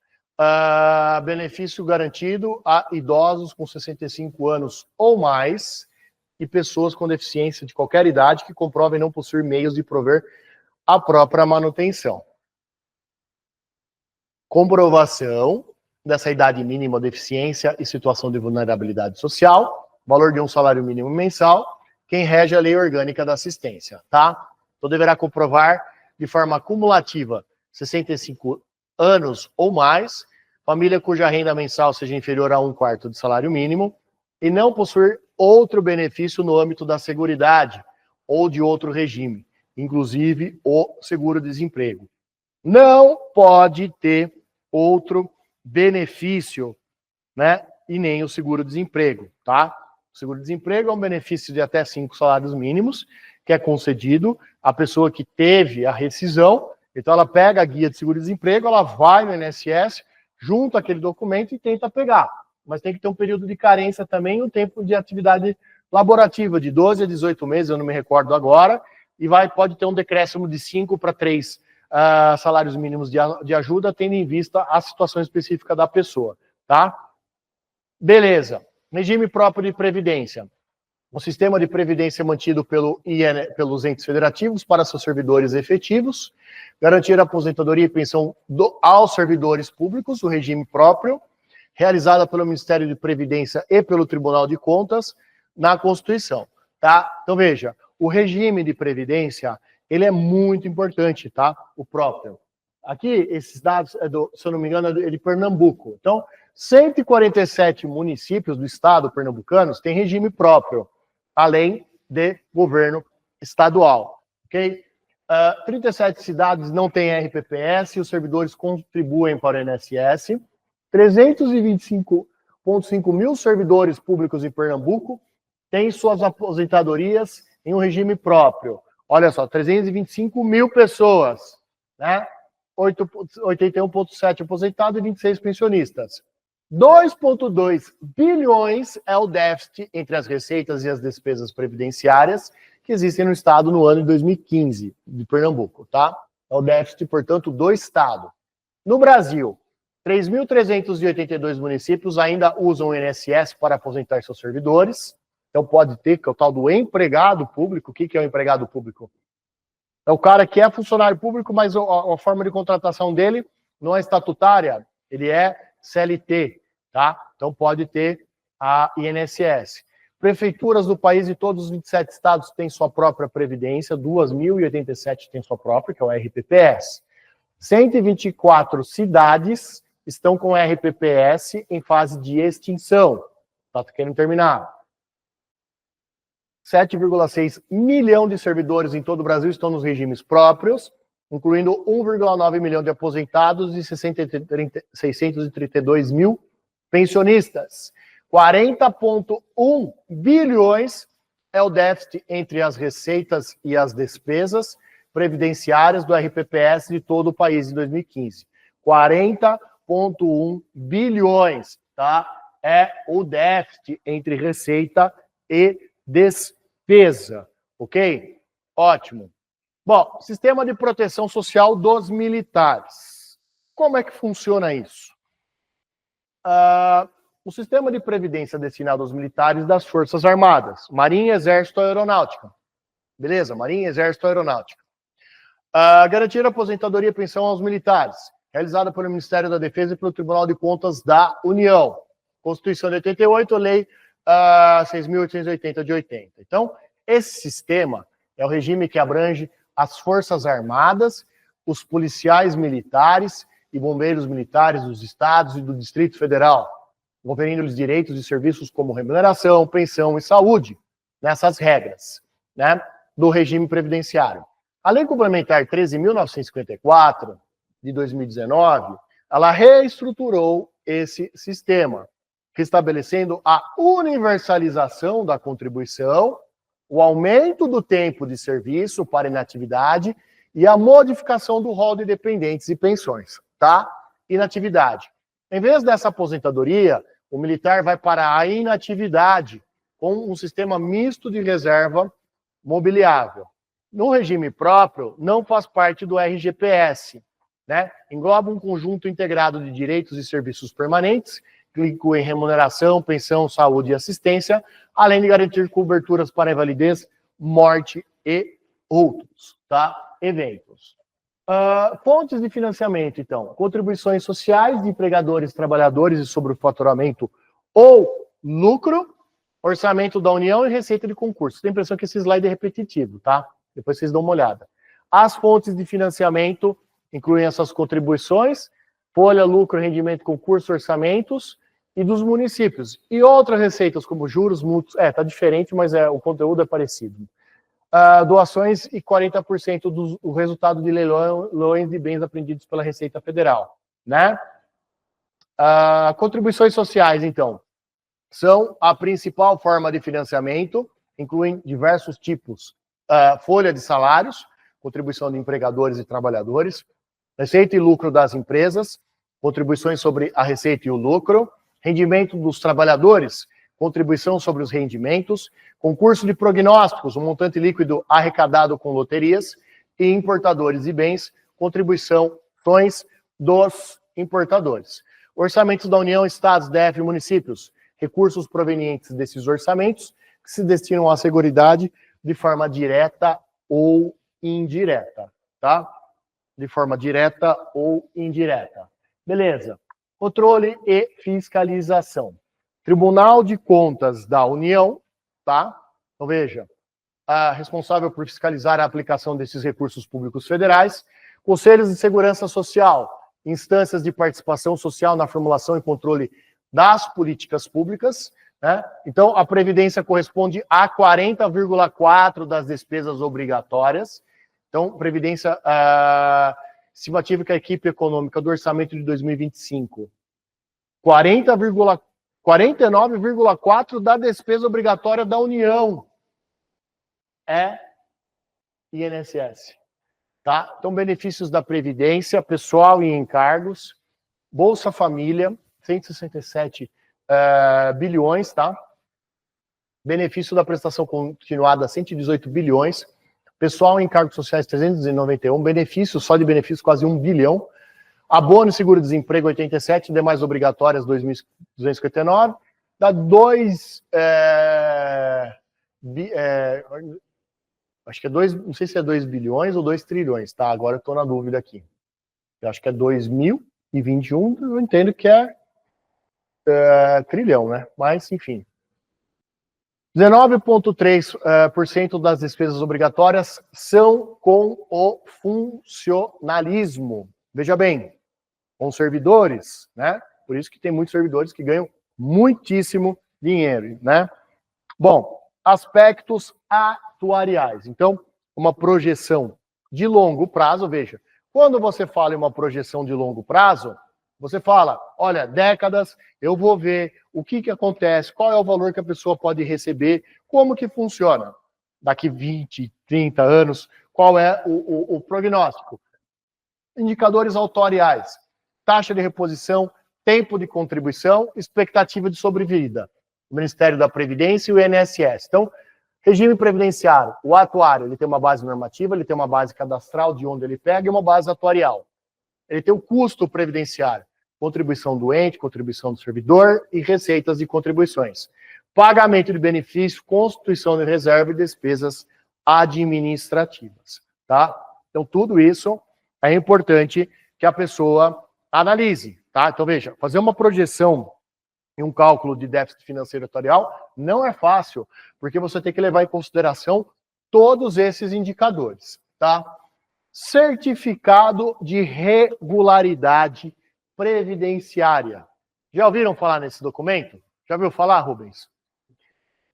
Mas nunca pegou. O que é isso?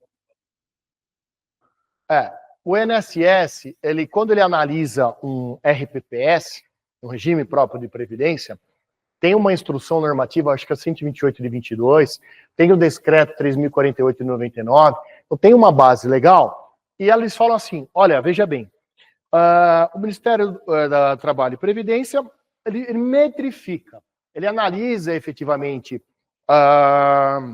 as condições e dá uma nota. Veja, se você atende a esse requisito, você tem direito, dentro do CRP, você está no nível 1, 2, 3, e eles analisam todos os RPPS do Brasil, esses 3.000 e pouco que a gente viu que tem, já instituído, eles analisam e dá uma nota. Então é muito importante, quando tem uma auditoria, um pente fino do INSS, eles vão ver, vão checar, vão ver se está cumprindo os requisitos. Claro, óbvio, que tem uma planilha com N dados, com N coisas que eles metrificam, mas é importante seguir tudo isso. E é sempre um desespero, porque se você perde um CRP, um gestor, eu lembro, eu conversava com o Marcelo, na época era o chefe de gabinete, eles ficam desesperados, é horrível. Aí o que pode comprometer? Repasse de recurso da União para o município, porque ele não atendeu o CRP, aí chega a União e fala, mas pera lá, vocês perderam o CRP, nós não vamos mandar tanto de verba. Aí, lasca, imagina. Esse é o impacto direto, financeiro, tá? É muito importante. Função, portanto, de atestar o cumprimento dos critérios e exigências estabelecidos, né? O CRP, ele é exigido para realização de transferências voluntárias ou recursos da União. Olha só, tá aqui, ó. Celebração de acordos, contratos, convênios com órgãos ou entidades da administração direta e indireta. Celebração de empréstimos e financeiros por instituições financeiras federais. Ok? Pagamento desses valores em razão da compensação previdenciária. Então, agora, desafios e reformas. Então, envelhecimento populacional, aumento da população idosa, a sustentabilidade financeira, necessidade de ajustes para garantir a continuidade dos benefícios, reformas necessárias, propostas de mudanças na regra de concessão e financiamento, tá? Então, veja, são coisas, são critérios que precisam ser analisados para você detectar os problemas, tá? Legislação complementar, então, estamos acabando. A Lei 8.212, que institui a organização do INSS, o plano de custeio. A 8.213 fala do plano de benefícios. A 9717 de 98, normas gerais, né? Temos essas principais leis, os decretos, Instrução Normativa 128 de 2022, a emenda 103 de 2019 e a legislação complementar da aposentadoria com deficiência 142 de 2013. Tá bom? Beleza, turma? Eu acho que era o último, deixa eu ver. Era, último slide. Belezinha por hoje?